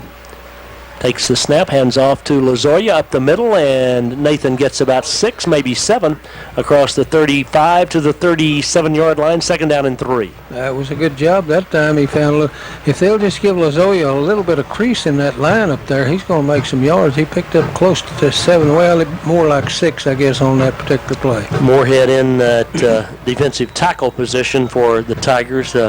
The guy in the middle, Devin Hudson, 225-pounder, he has been a thorn in the side all night. Bridwell out here. Complete Caceres across the 40. JC is down at the 43. The Whitefaces pick up a first down. That's the first time we've had one of those in a long time, it seems. Well, I talked about that a little bit at the half. We need to move the chain some and take some time off the clock, plus maybe get some points on the board. You have to do that nearly every time. That time, that was that quick pass out in the flat. He caught it quickly and moved right up the field, picked up a first down. Good job. Davis brings the play in as the Whitefaces huddle up at their 35. 5:05 left third quarter. 42-3 in favor of the visitors from Friendship. Whitefaces with 2 to the left, 2 to the right. Wide side is the right for Bridwell as he takes the snap. Out here again, Caceres. Caceres up near midfield, and just short of midfield is where they mark him down. So a gain of about 6. Second down and 4. Again, good job. Same play. Just hit JC out in the flat here, and Bridwell blocking for him, and he made a move on him, picked up about 6 yards. Good job. Whitefaces with the ball. Yostin brings the play in from the sideline. Pass it along to Bridwell, and the Whitefaces come to the line of scrimmage. Again, 2 to the left, 2 to the right in the shotgun formation. Here's the give to Lozoya. He is hit, spins loose, but only gets a foot or so to midfield. It'll be third down. Third down, we'll call it 3. Well, we just hadn't made enough yards running. We've got to be able to block just a little bit better where their guys can pick up a few yards running the ball. If you don't, they just bow their neck and come on you on those passes, and that's the reason we don't have enough time to throw the ball. We just got to be able to run just a little bit. Freshman supper's a couple of weeks away for homecoming night. Nacho Grande when we play Palo Duro. Here's Bridwell again, complete to Caceres, and he has the first down as he bolts into Tiger territory down to the 40-yard line. He's knocked out of bounds, a gain of about, I'll call it 10 on the play. First and 10, Whitefaces. It's the same play we've been running. Bridwell gets a block for him, and JC catches the ball. If he catches it clean and moves quickly, he can pick up a few yards, and that time he picked up about 10. Tigers have a few fresh jerseys out there defensively. Buddy Mall at the defensive end on the near side. They've still got Hudson there. He's at the end on the far side. The tackle here on the near side is Moorhead. And the Whitefaces have it first and 10 from the 40-yard line of Friendship. 3:42 left, third period. Bridwell again to Caceres. Again gets a good first down gain, about 6-7 yards down to the 33-yard line. Whitefaces hustling out there, blocking on the corners, and it'll be second down and 4. Yeah, that's a good job. That play's been really good for us. Anytime you can pick up 6 or 7 yards on first down, that's a good play for us. Sure. Well, in Beavers that time, boy, see those guys hustle out there from the center position. He's out there blocking on the corner. Second down and a long 3, short 4 Whitefaces. Clock running nearing the 3-minute mark here in the third period. Hereford trying to get in the end zone. Haven't gotten there all night. Here's Lozoya up the middle. Big hole, 25. Cuts back at the 20. Nathan runs into his own man down around the 15 and is finally down at that point. But it's first and 10 for the Whitefaces from the 15-yard line as the Tigers send in 4 fresh jerseys. Well, they may have made some substitutes in the middle of that line, but that time we'd been passing pretty good and gaining some yards. That time they handed it to Lozoya, and boy, there was a big hole up the middle, and he ripped up through there for about, 15, 16 yards? Down to the 15-yard line. Halliburton comes back in there. He's one of those big linemen who's been out for the moment. Inside 3 minutes to play, third period. Bridwell calls signals, hands off again to Lozoya. He runs into a stone wall this time, maybe got a couple. Second down and 8, but good defense up front by the Tigers as the Whitefaces reach the 13-yard line. That time it was the linebacker, Hanslick, who made the tackle. Well, again, he had a little crease. It looks like over there where they moved the down marker, he may have picked up close to 4 yards on that play. Well, he did. I beg your pardon. I don't quite understand all that, but that's where it is. It's at the 13-yard line. And it is second down. We'll call it second down and 7. Wide side right as Bridwell calls them down. Straight back. Quick drop and throw. Oh, just overthrew Hunter as he streaked into the end zone. A little too tall from younger brother. It'll be third down and 7. Boy, oh boy, I mean, that's how close it is. A game of inches. It just went over his head about an inch too far and went incomplete. But when you've had one picked off down there, you're going to miss tall. You're not going to miss short. That's true, and that's about where the other one was intercepted, right in that area. 2:16 left third period. Whitefaces in probably 4-down territory, trailing 42-3 with a third down upcoming. 3rd and 7 for the first down, 13 for the touchdown. Wide side right, 2 receivers to the left, 2 to the right. Parker Bridwell, the quarterback, straight back. Here comes the blitz. He's got time. Throws it, and off the fingertips, he just overthrew Hunter again. Hunter went up to try to make the catch, couldn't bring it back in. And it's 4th down, and the White Faces will try to get the first down. You know, he's pretty tall. It's pretty hard to overthrow him, but his brother overthrew him just a little bit, and the ball goes in. Well, what happened, too, as I watch on replay, is he got in the air. The defender did a great job. When he extended for it, he just pushed him in the back just about the time the ball got there, and that eliminated any chance for Hunter to bring it down. 4th down, and the White Faces go for it now. The line of scrimmage, again, is the 13-yard line. Hunter straight back. Here comes the all-out blitz. Throws it on the corner. And Parker goes up and makes a great catch. Nope, dropped the ball. Oh, Parker had it for just a moment. He and the defender literally, or Hunter, I beg your pardon, had it for just a minute as Parker threw it in the corner, battling as they went to the ball, to the ground, and it came loose, and the Tigers take over on downs. Well, it was a perfectly thrown pass. It had to be just like that for Hunter because he's a tall guy, and he went up and got the ball, but somewhere along the line before he hit the ground, I guess, the ball came loose. So the White Faces turn it over on downs. That's 4 times, Coop. We got a field goal and an intercept and 2 holes by, or 2 intercepts, I believe it is, by the Tigers. So the White Faces give it up, down 42-3, 2:07 left third period. The Tigers get it back. They've changed quarterbacks now, the Tigers have, as they've got Lloyd in at the down under position. He's a junior, and he gives to the tailback, who's a new jersey as well, as they've subbed in there, and it's no gain on the play. It'll be 2nd down, might have lost a yard or 2. Handed to the tailback off left tackle that time, and Hereford was right there waiting on him. He lost a yard on the play. Wilcox in on the stop of the White Faces over on that linebacker post. The White Faces have some fresh jerseys out there too, as we mentioned. Hagan Pickens, he's been in there for much of the second half. Up front, Hollingsworth, who's done a great job at the defensive end on the near side. As the Tigers now send the wingback or fullback in motion, run the trap back inside, no gain. 3rd down and 10. 1:25 left, third quarter.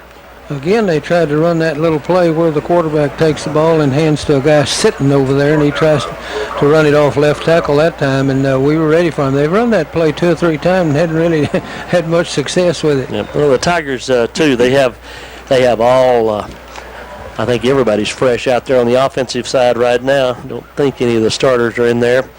And they have a 3rd down and 10 now with just under a minute to play in the third quarter. Friendship on top by a count of 42-3. I formation, set a wing back to the right side. And Lloyd calls him down, gives to the tailback up the middle. A flag is down. He gained a couple. Be 4th down if the play stands. Let's see what the call will be. I think illegal shift against the Tigers. If that is the call, the White Faces will decline it, and the Tigers will have to punt. That is the call. Well, does that play, do they have a choice? Yeah, it's illegal shift. It wasn't motion. Okay. Yeah, they're sending in their punting unit. Yep, so the White Faces will get it back. There's 46 seconds left in the third quarter. The clock will start as soon as they mark the ball ready for play here because they stopped it because of the penalty. And now 4th down upcoming. Hereford with twin safeties back. The Tigers ready to punt. Again, kicking from north to south. The White Faces have a little bit of a breeze, what little there is, for the final 40 seconds of this period. Good snap. No rush. Kick is off the side of the foot. It hits at the 45, bounces to the 50, and rolls to the Hereford 44-yard line. I'm telling you, that guy warming up was as good as anybody I've ever seen. He's punted twice and hadn't hit either one of them very well, honestly. He's got a pretty good roll out of that. Was it the same guy punting? Mm-hmm. Okay. Yeah, he did get a good roll on it. It hit and bounced on down the field a little bit. Final seconds of the third period, 42-3. The White Faces trail the visitors from Friendship. Hereford going to be 2-2 heading into Plainview in the final non-conference game next Friday night. Then there's a week off, and then the PD's Dons come to town. Whiteface offensive unit scurries out there. Brandon Beaver's out over the ball. Shotgun formation. Munguia the quarterback, and here we go. Wide side right for Ryan and the Whitefaces. Brings Caceres in motion. Hands off to the tailback, and he is dropped immediately. No gain, maybe lost a yard on the play. Good defense by the Tigers. No place for Chris Carrillo to go. 2nd down, 11. Well, Chris is a little guy. He only weighs about 150 pounds, and one of those big guys hits him. He don't go anywhere, and that's what happened that time, right on the line of scrimmage. Moorhead it was who met him right at the point of attack. That was probably the final play of the period. Let's see, they can still get a snap off if they hurry, down to 2 seconds, 1 second. And that's the end of the third quarter. 42-3, Friendship on top. Back with the final 12 minutes in 1 minute. Texas Feed Fat, located. We've got 12 minutes of football left on this Friday night. 42-3, Friendship over the Whitefaces, as Hereford has the pigskin at their own 44-yard line, 1st and 10 to begin the final quarter. Bridwell split well out to the right side, Hunter is. 2 receivers each way. The wide side is the right, and they throw it out here to JC, and here comes the defenders. He's to the 45, to the 50, and thrown forward. Has a first down to the 45 of Friendship. So nice run after the catch by JC Casares, and it's 1st and 10 Hereford. Well, it was a good pass from Mungia to Casares again over in the flat, and he got a block by Bridwell and moved the ball on down to about 10 or 11 yards and a first down. Hereford's 13th first down of the night, but 12th first down of the night, I beg your pardon. But only 3 points to show. We've kind of marched it between the 20s, the old rubber band defense of the Cleveland Browns of yesteryear. For those of you old enough, they bend but don't break. That's the Tigers. From the 45 of Friendship, 1st and 10 Hereford. Straight back is Mungia. Here comes the rush. He's in trouble. He is hit. He gets away only momentarily. A loss of 5. And a flag, or did the ball come loose? I don't know which. The official. Might be a face mask. I don't think it was a flag. I think it was the beanbag. I think he lost the ball, Coob, and got it back. Yep. So the loss is back to the 49-yard line. We had the wrong football, too. Doggone it. That's why we didn't get that play off smoothly. We had Friendship's football. Well, 2nd and 14. Again, they came through way too quick that time. We got to block just a little bit better. The name of the game still is blocking and tackling, and we got to block just a little bit better. Yep. You got to slow them down at least, and the Whitefaces haven't been able to do that since early first quarter. Wide side right, Tigers have 3 down linemen. They have a couple of linebackers creeping up there, and they bring 4 as he rolls right. Mungia does, throws on the run, and incomplete, intended for a diving J.C. Casares. It'll be 3rd down and 14. Again, we had him downfield about 10 or 12 yards, Casares, and breaking toward the press box on this side, and Mungia was running in this direction, and he just threw it a little bit out in front of him too far, and it goes incomplete. We're having to do something we don't like to do, though, and that's kind of move the pocket and all and throw on the run. And the Tigers have forced that on the Whitefaces here tonight. 10:43 left, 3rd down and 14 as Yostin brings the play in. Passes it along to Mungia, and here come the Whitefaces to the line of scrimmage. Again, they set Carrillo this time to the left side, so 3 receivers left, 2 to the right. Nobody back there with Mungia. Let's see how many the Tigers bring. They bring 3. He steps up, has time, throws long over the middle, got Casares there, in stride, touchdown. Great throw and catch. Casares followed it all the way down the field, and from 49 yards away, the Whitefaces get into the end zone for the first time tonight. I was going to say, we scored that 3 points so long ago, I can't remember. Can't remember it, and it would be nice if we could get some more points on the board. And that was a perfect throw by Mungia to Casares, sprinting down the middle in for a touchdown. 10:31 left to play. The Whitefaces down 42-9. Again, just trying to get a little bit of something out of this thing. That was a nice throw, a nice catch. JC can flat catch it. The kick is down and up. It is good. 42-10. The Whitefaces kickoff in 1 minute. Hello. I get Whiteface field. Perfect throw and catch, and a great job, Mungia. I'll tell you what he does best. I think Coob is just like then. He steps up in the pocket, lets the rushers step around him, and then just threw a perfect spiral, and JC is a great receiver of the football, and he sprinted in the end zone between 2 defenders, and the Whitefaces get their first touch of the night. Goodwell ready to kick it away, and Parker line drives it. It's going to be hit. They thought he was going to kick it onside, fielded back at the 15, to the 20, running right out near the 25 of the Tigers, 30, 35, and still his feet, 40, 45, 1 man to beat. Finally, run out of bounds on the far side by Benavides, but man, some less than sparkling tackling by the Whiteface coverage team that particular play. Boy, it looked like we had him back there. I'm telling you, I don't know how he squirted out of there and down that sideline. I thought he was going to finally go all the way for a touchdown, but way too many guys missed tackles on that play. It was weird in that they had the their onside kick team out there, and so typically in that situation you don't get much run back, and instead they got a great run back all the way to the Hereford 45. First and 10, 10-20 to play, 42-10. The Tigers about to get, I think it's their third win of the year. They had a game interrupted by rain and all that. I don't know, they were ahead. I don't know how they count that, Coob. Is it a half win or what? I think they counted it a win. Okay. So they're 2-1. That one Friday night when we played here at home, a bunch of games down south got a lot of rain, lightning, and all that stuff. Wide side left for the Tigers, shotgun formation, first down, handoff to the tailback. He's hit, spins away momentarily, but only momentarily. Loss of a couple. It'll be second down and 12. Well, that was a strange play. Was the fullback catch that ball? No, it was the tailback. They just gave to the tailback a little counter. Hollingsworth with a tackle. But it'll be second down and a dozen. Well, that play wasn't going anywhere from the start. We came through and tackled him back in the backfield. A loss of about 2 yards on that play. We're pretty aware that they're going to run the football here, and if they were to rise up and throw it, might not be a good thing. Second and 12, and they do swing it out here to the left this time, but there's a flag before the play gets underway.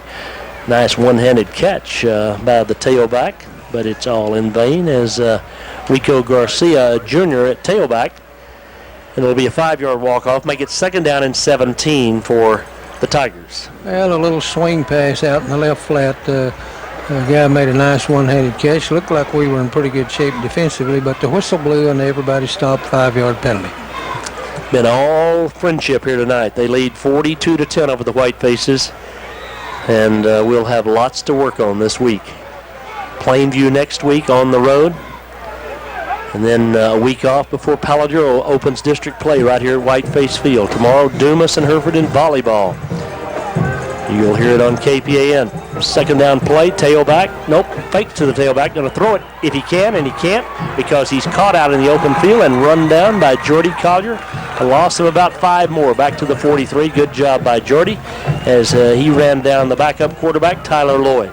Tyler Lloyd faked it inside and tried to get outside to the left, but Jordy Collier came through over tackle and made the tackle for about a 7 or 8 yard loss. Third down and a country mile, 21 yards to be exact. 8:55 left, 42-10 Friendship. The Whitefaces trying to get the football back and get some points as Wade Crenshaw comes back in defensively. He's here on the near side. And the Whiteface defenders now with 3 down linemen expecting a pass here on 3rd and 21. They don't get it as the tailback gets it running right. That's Wiggins, and he tries to get outside. Can he get there? He gets to the corner. He does. Turns the corner and has about 5, but finally down at midfield. And it'll be 4th down now, 4th down and 15. He ran about 75 yards to gain 5. He did. He ran all over the field and finally got around the end over there and picked up about 5 yards on the play. Whiteface defender down, I think, with cramps. It is Benj who gets up. And Chris will go back to the huddle. Tenna comes in. This is 4th down here. And the Tigers looked as though they'll punt it away. We send Silva and Caceres back in twin safety. 8:02 left in the ball game. The Whitefaces taking it on the chin for the visitors from Friendship. Tigers, now we got a whistle and timeout Hereford. If we had too many people, I think we might have 5, 6, 7, 8, 9, 10, 11, 12. We did. Probably a good thing we took a timeout there. Timeout on the field. We'll take a 30-second break. Hereford down by 32. Back in 1/2 minute. Back at Whiteface Field, 7:52 left. We had a dozen out there, and you could only have 11 at a time. So we wisely took a timeout. Tigers will punt on 4th and 15. A 32-point lead, and the ball game well in hand. Good snap. Let's see what he does here. This guy's got to hit one. He hits this one pretty good. Going to be fielded. Nope. We let it bounce at the 10, and it bounces straight up, and it's down at the 9. Well, Matt did the prudent thing, Silva. He got away from it inside the 10, and it just bounced right straight up in the air. You'd think it would hit like that and go right straight on into the end zone, but it didn't. You're right. It was a high punt, and when it came down, it just bounced straight up there and died about the, 9-yard line? Yep. 1st and 10 for the Whitefaces from that point. Well, we got, I don't know what we got. I thought the official was coming back as though he was going to indicate some sort of infraction, but no. Now the Tigers' defensive unit. I think they had 12 on the field. No, they don't have enough on the field as it turns out. Now somebody scurries out, and the Whitefaces come to the line of scrimmage with Bridwell back in at quarterback. 7:42 left. Takes the snap, hands off to Lozoya, straight ahead. Nathan maybe a yard or two across the 10. It'll be 2nd down and 8. Well, you're handicapped a little bit when you got the ball way down on your own goal line, and you don't have great speed, so you just got to try to bang it out in there. And it's pretty hard to do with those guys from Friendship. He did pick up a couple of yards running hard. I would say again, though, the Tigers have been very nice to the Whitefaces here. They have done everything they could just to kind of keep it in check, keep the clock moving, but not run up the score. 7:09 left to play. Bridwell hands off to, again, Lozoya. This time a little bit more of a seam, and he gets maybe 2 or 3 yards, but not much. It'll be 3rd down and 5 for the Whitefaces. Well, that's the way you're supposed to play this football game. If you got that good a team and you're leading 42 to 10, you're supposed to substitute and let a bunch of those kids play, and that's what he's doing over there. 6:45 left to play. Coach for the Tigers, I think everyone knows, is Coach Davis, the son of the longtime head coach. And I tell a story here after this play. 3rd down and 6. Here's Bridwell rolling right, wants to throw. On the run, looking, fires it out there, complete to Yostin up to the 30, and Chase has the 1st down as the gain is about 17 on the play. 1st and 10, Hereford. Nice throw and catch. Well, it really was. Bridwell that time was able to get outside and throw the ball on the run, and Yostin came open around the 30-yard line, and he hit him with a perfect pass, and Yostin caught it for a 1st down. Coach DeLozier was telling me today how nice Coach Davis was to him when he first got the job, and we were kind of struggling and all, and how encouraging he was to him. And Coach Parr, those were 2 guys he singled out to me who had really been nice to him as a young head coach. Here's the pass complete to Davis on the left side, and Jonathan has about 7 on the 1st down play, out to the 37. 6:05 left in the ball game. Davis has been a kind of a surprise guy. He's just a sophomore, I believe, and he's been a pretty good addition to the Whitefaces. He and Yostin both sophomores, in fact. Yeah. And Chase goes back in to pass the play along. 2nd down and 4, 42 to 10. The Tigers lead the Whitefaces here tonight. As I'm going to ask you again, what do you think? What's Plainview saying now? What are they going to go back home and say to their team? I don't have any idea. Oh, you do too. 2 to the right, 2 to the left. Straight back is Bridwell. Going to throw it long out here for Yostin. Yostin in double team, goes up, gets a hand on it, but gets rattled around a bit as he comes down, and it's incomplete. 3rd down and 4. Friendship was running right with him, but Yostin saw the ball coming and jumped at the right time, but Friendship just had some hands all around there, and he couldn't come down with it. It was an impossible one to catch. It was a good idea by Bridwell as he threw it up there, and Chase went up to battle for it, but the defenders did just what you should, as Kuby said, got their hands up and got a hand on it. 5:30 left, 3rd and 4, wide side right, and he rolls this way. Here comes the pressure, throws underneath, complete to Silva to the 40, Matt to the 43 as he lunges forward, about his 6th catch of the night. Got the 1st down. Got the 1st down, and they stop the clock to move the chains. 1st down, number 15 for the Whitefaces. That was a good job for Bridwell throwing on the run that time, and was able to hit his man for the 1st down. He threw on the run on 3rd down before when he hit Chase Yostin, so that's right. Good job on both those tosses. 1st and 10, wide side left, 5:20 left in the ball game. Hereford trying to get some consolation points here, down by 32. Handoff inside, Lozoya has a big hole and has about 6 yards. We make it 5 up to about the 48 as the Tigers close quickly. It'll be 2nd down and 10. The tackle made by Chris Deere. Broke the line of scrimmage that time, Lozoya did, and was able to pick up about, 4 yards. Picked up about 4. I got a little carried away there. 4 yards on the pickup. Lozoya has 48 for the night, and the Whitefaces have it 2nd and 6 with 4:45 left to play. Wide side left. Hitch pass too tall for Brother Hunter, and down he goes as he gets rocked after the pass goes sailing by. Clay Lyons unloaded on him, and it'll be 3rd down and 6. Well, that was one of those plays that wasn't going to go anywhere even if he'd have caught the ball. It didn't look near as open as it has here when they throw to JC out there. So anyway, it goes incomplete. Whitefaces with another 3rd down now. 3rd and 6, wide side left. 4:41 left in the ball game. Wide side of the left, and that's where all 3 receivers go. And this time Hunter rolls that way, gets some time, throws on the run, throws it behind Silva. Matt gets a hand on it but can't grab it. And again, throwing against his body, running that way, that's a tough throw to make, and just a little bit off by Parker. He really had a lot of mustard on it, but incomplete, 4th down. running to his left that time. Of course, he's a right-handed passer. He has to try to turn his shoulders enough where he can throw it downfield, and couldn't quite hit Silva where he could catch the ball along the sideline. Hereford's going to go for it from their own 47 with 4:37 left. Really not any jeopardy here if you don't make it. I mean, so the Tigers score again. Doesn't matter. 2 to the right, 2 to the left. Bridwell rolls right. Looking. He may take off. Nope. Fires it complete to Davis, and it's a first down to the 42. Good decision there by Parker as he fired it right on the line, and it's 1st and 10 for the Whitefaces. Well, those young Friendship boys that are in the ball game right now, they're letting Bridwell get outside on him when they are. He's picking them apart there with several different receivers. No reflection on them, but they're not quite as good as those other guys who were out there. Wide side of the left, 1st and 10. Complete left side out there to, I think that's Ruckman it is, his first catch for Clint Ruckman, Jr. And it's a gain of about 3, 2nd down and 7, 4:10 left to go. Yeah, they got there in a hurry to make the catch that time over in the left flat, but he did pick up about 3 yards on first down. The Tigers bringing a fresh sub in there as McMillan comes in, Tabor. He's a senior, 210 pounds, playing at the defensive end on the near side. 2nd down and 7, wide side right. 3 down linemen for the Tigers.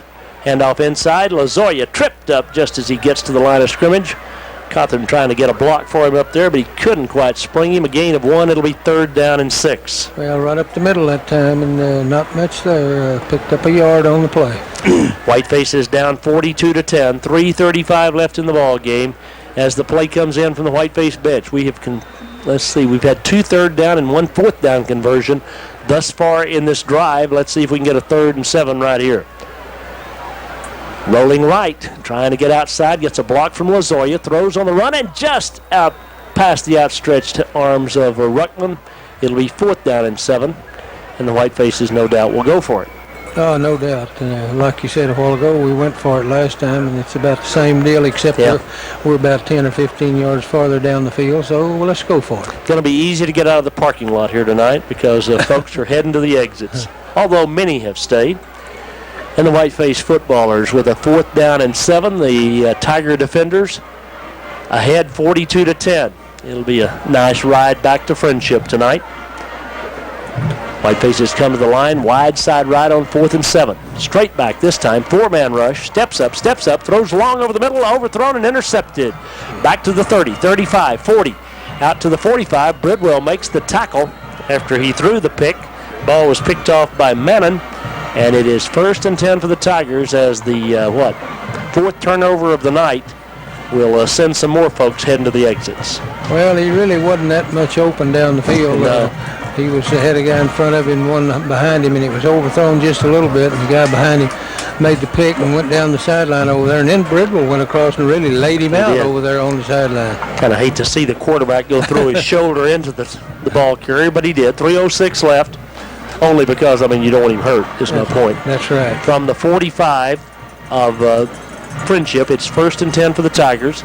First down will probably end this ball game, but on first down, they don't gain a thing as Wiggins gets caught in the backfield, lost a yard. Whiteface defenders in there in a hurry. Villarreal among them, and down at the very bottom of the stack is Hereford's, who was that? Dude, that's Josh Garcia. Josh out there at linebacker. Well, he came through and made the tackle that time for another yard or 2 loss. Kevin Willier here on the near side in the secondary for the Whitefaces. John Warren on the far side. So Hereford's played a bunch of folks here tonight as well as the Tigers. 2:25 left. Friendship up by 32.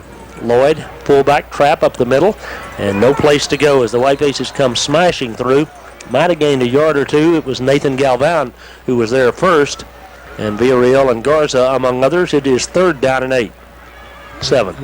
Friendship's sending in several subs. I don't know whether somebody that hadn't been in the game or whether they're putting first stringers back in or not. No, they got no first stringers out there. 3rd down and 8. We could get the ball back here. 1:55 left to play. Tigers need a first down to run out the clock. Let's see if they throw it here. My guess is they don't. Lloyd taking all the time he can as he comes to the line of scrimmage. Long signal count gives to his fullback. He is hit immediately, and down he goes. It'll be 4th down and 8. Good defense by the Whitefaces. And again, that's Josh Garcia, senior linebacker. And the Tigers send the punting unit back out. Well, Garcia, he's made several tackles tonight, and that time right on the line of scrimmage, he came through and knocked him down. 4th down and about 7 yards to go. And the Tigers are going to let Gass do the punting here. Shoot, I'm waited all night to see that kid punt like he did warming up, and now he's not even going to punt. 1:10 left in the ball game, 42-10 Friendship. Tigers are short a player, but now they get everybody out there. And there's some confusion about the signal count, letting the clock run inside a minute to play. Gass will hit it about his own 35. No rush by the Whitefaces, and he hits a nice sailing punt. It's a beauty. And Silva fields it back at the 10-yard line. Matt running to his right is down at the 12-yard line, and the Whitefaces will take over there. 42 seconds left in the ball game, and Friendship on top, 42-10. Well, it was a high punt. You know, when you kick those things like the kickoff, it gives your defenders a chance to get down the field and get in position to make the tackle. And that time, that was a high punt. I mean, it went above the lights and gave them plenty of time to get down there and nowhere to run. So we take over on our own 12-yard line. Whitefaces with one more, maybe about 3 more plays, depending on how it all unfolds. I think it is Bridwell back in at quarterback, the sophomore, ready to take the snap. No, it's Mungia, I beg your pardon. Mungia keeps it, runs left, and he is hit, gets free, and Ryan with a great run out to the 20, got about 8, paid the price for it, but it'll be 2nd down and 2. He did. Boy, he made a great run because they had a hold of him in the backfield. He pulled loose and picked up 8 yards on the play. Here comes Chase Yostin with the play from the bench, and the Whitefaces content to let the clock evaporate. One more play. One more play it'll be with, we're down to 10 seconds. And out of the shotgun formation, Mungia, the senior, takes the snap, hands off to his tailback, straight ahead, got a big hole, 30, 35, on his feet, 40, 45, 50, 40. It is Carrillo to the 30, 25, 20. They're going to catch him at the 10, and that'll be the ball game right there. Carrillo burst up the middle, turned on the afterburners, but couldn't get to the end zone, and the clock expired during all of that. A great run by Chris. But about 10 steps shy, and the Whitefaces on the short end of a 42-10 score as the teams head out to midfield to exchange handshakes. Well, that'll be something that Chris Carrillo will remember for a long time. Boy, he was sprinting for his life trying to get into the end zone and couldn't quite make it. Well, the Whitefaces lose 42-10 to a very talented Friendship. Let me tell you, Friendship is the best team we've played by a long shot to this point of the season, and we'll only see as the season goes along if we meet someone more talented. But they had very good balance, very good defensive team, very good offensive team, and very good kicking team. Very good kicking game. I mean, they had it all. There's Blake Connor down there. Blake Collins, I'm sorry, down there. He broke his arm last week. We talked about that with Coach Delosier earlier today, but he broke his arm coming out to start the second half. One of the Whiteface ball boys, he tripped and broke his arm, and he's got a cast on his right arm now. I'll be darned. Well, we'll take a 60-second break, be back and look at Cindy's numbers on the night and wrap things up. The Whitefaces lose 42-10. We're back in 1 minute. School song wafts in the background. The Whitefaces stand in front of the near side. The Tigers now will face their fans and play their school song here in a moment. And, you know, when you get beat, you'd like to think that you got beat by a better football team. And we could leave here tonight saying we got beat by a better football team. Well, I don't think there's any doubt about that.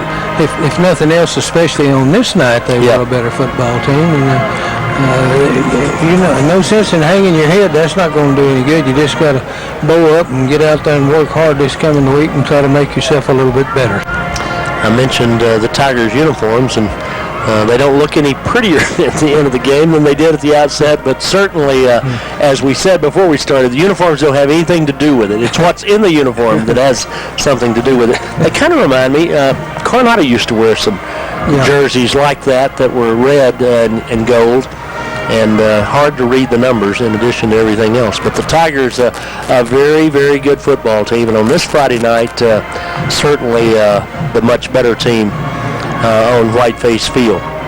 Cindy's kind of tallying everything up. Coob, again, from a coach's standpoint, what do you say right now? If you're Coach Delozier and you go in the locker room, what do you say to the Whiteface player? I haven't thought about that in a long time.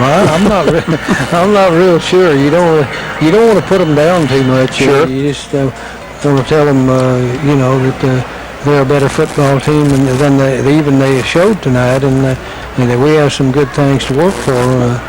And it really doesn't matter on these non-conference games. You got to let them know. Right. We start the conference here after Plainview, and that's when it really does count. And we can be a little bit better by that time. We get a couple of injured guys back and work hard, and I think we can be a little better football team when district rolls around. Here's some weird numbers. 16 first downs for Hereford, 13 for Friendship, 109 rushing for Hereford, 213 for Friendship, 286 passing for Hereford, 72 for Friendship, 395 total Hereford, 285 Friendship. That shows you what numbers mean. Friendship, Hill was 2 out of 5, both to Ratliff and both for touchdowns. How about that? 44 and 28 yards. Oh, that's unbelievable. Hereford was 25 out of 44, but we threw 3 interceptions and we lost a fumble. And Friendship returned that fumble for a touchdown and turned another one of those interceptions into a touchdown eventually. So they did what they needed to do. Hereford scored first. Think about this now. The Tigers didn't get the football until there was 6:18 left in the first quarter. And then they proceeded to score 28 points and lead 28-3 at halftime. Then they scored a couple of third-quarter TDs and didn't score again in the fourth quarter. So they scored 42 points probably in about, truthfully, 2 quarters. That's true, but I don't want to say that. They might not have scored anyway had they kept their first team in, but you got to remember in the fourth quarter they didn't. Oh, no, I'm not saying. I'm just saying they did that in two quarters. I'm not saying we held them the other quarters. I'm saying that's what they did in 2 quarters playing time. So that has to concern you a little bit. Yeah, they had some long runs, and that's another reason probably we had more first downs. We churned it out, and they'd break loose for 50 or 60 yards running or a long pass or something like that. So let's see Cindy's individual numbers for the Whitefaces if we can tonight. She's getting those added up. Again, now Jim's not going to be with us next week. He has to go on business to Galveston. Corpus Christi. So that's hard to do to have to go to Corpus Christi. That's the only passer I got, receiver I got. Okay, Whiteface is 8 catches for 130 yards for J.C. Casares. That's a pretty good night and a touchdown, the only touchdown on the night. Silva caught 1, 2, 3, 4, 5, 6, but they were only for 14, 21, 35 yards. 6 for 35 yards. Bridwell caught 1, 2, 4 for a total of about 60 yards. And that was the bulk of the Whiteface offense. So Lozoya carried it 15 times for 49 yards. We didn't have another rusher until Carrillo and Chris with 3 carries for 71 yards. The last one for 70. He was tackled at the 10, and I wish he could have scored, but probably that's the way it should have ended, honestly. Munguia, 11 out of 21 with 1 intercept. Bridwell, 13 out of 23, 2 picks, and a fumble lost on the night. So, again, the Tigers taking it to the Whitefaces here tonight and going to 3-1. The Whitefaces falling to 2-2. Hereford with 1 more non-conference game left. That's at Plainview next Friday night, and then a week off before we return here to play on Friday night, the 12th the 12th of October against Paladero. So it's volleyball tomorrow. Whitefaces licking their wounds and trying to find some pluses out of the night here tonight. And we'll hope that all will take place, and we'll be there next Friday night to bring it to you live and direct. We'll be there tomorrow to bring it to you. We've got 2 big volleyball matches, tomorrow at home against Dumas, Tuesday night at home against Randall. So we'll broadcast those for you, and then broadcast football next Friday night. Lots happening here sports-wise. So for all your Whiteface sports sponsors and Kubi Kitchens and Cindy Simons and Jim English, this is Tom Simons. The final score again, Friendship 42, the Whitefaces 10. Now back to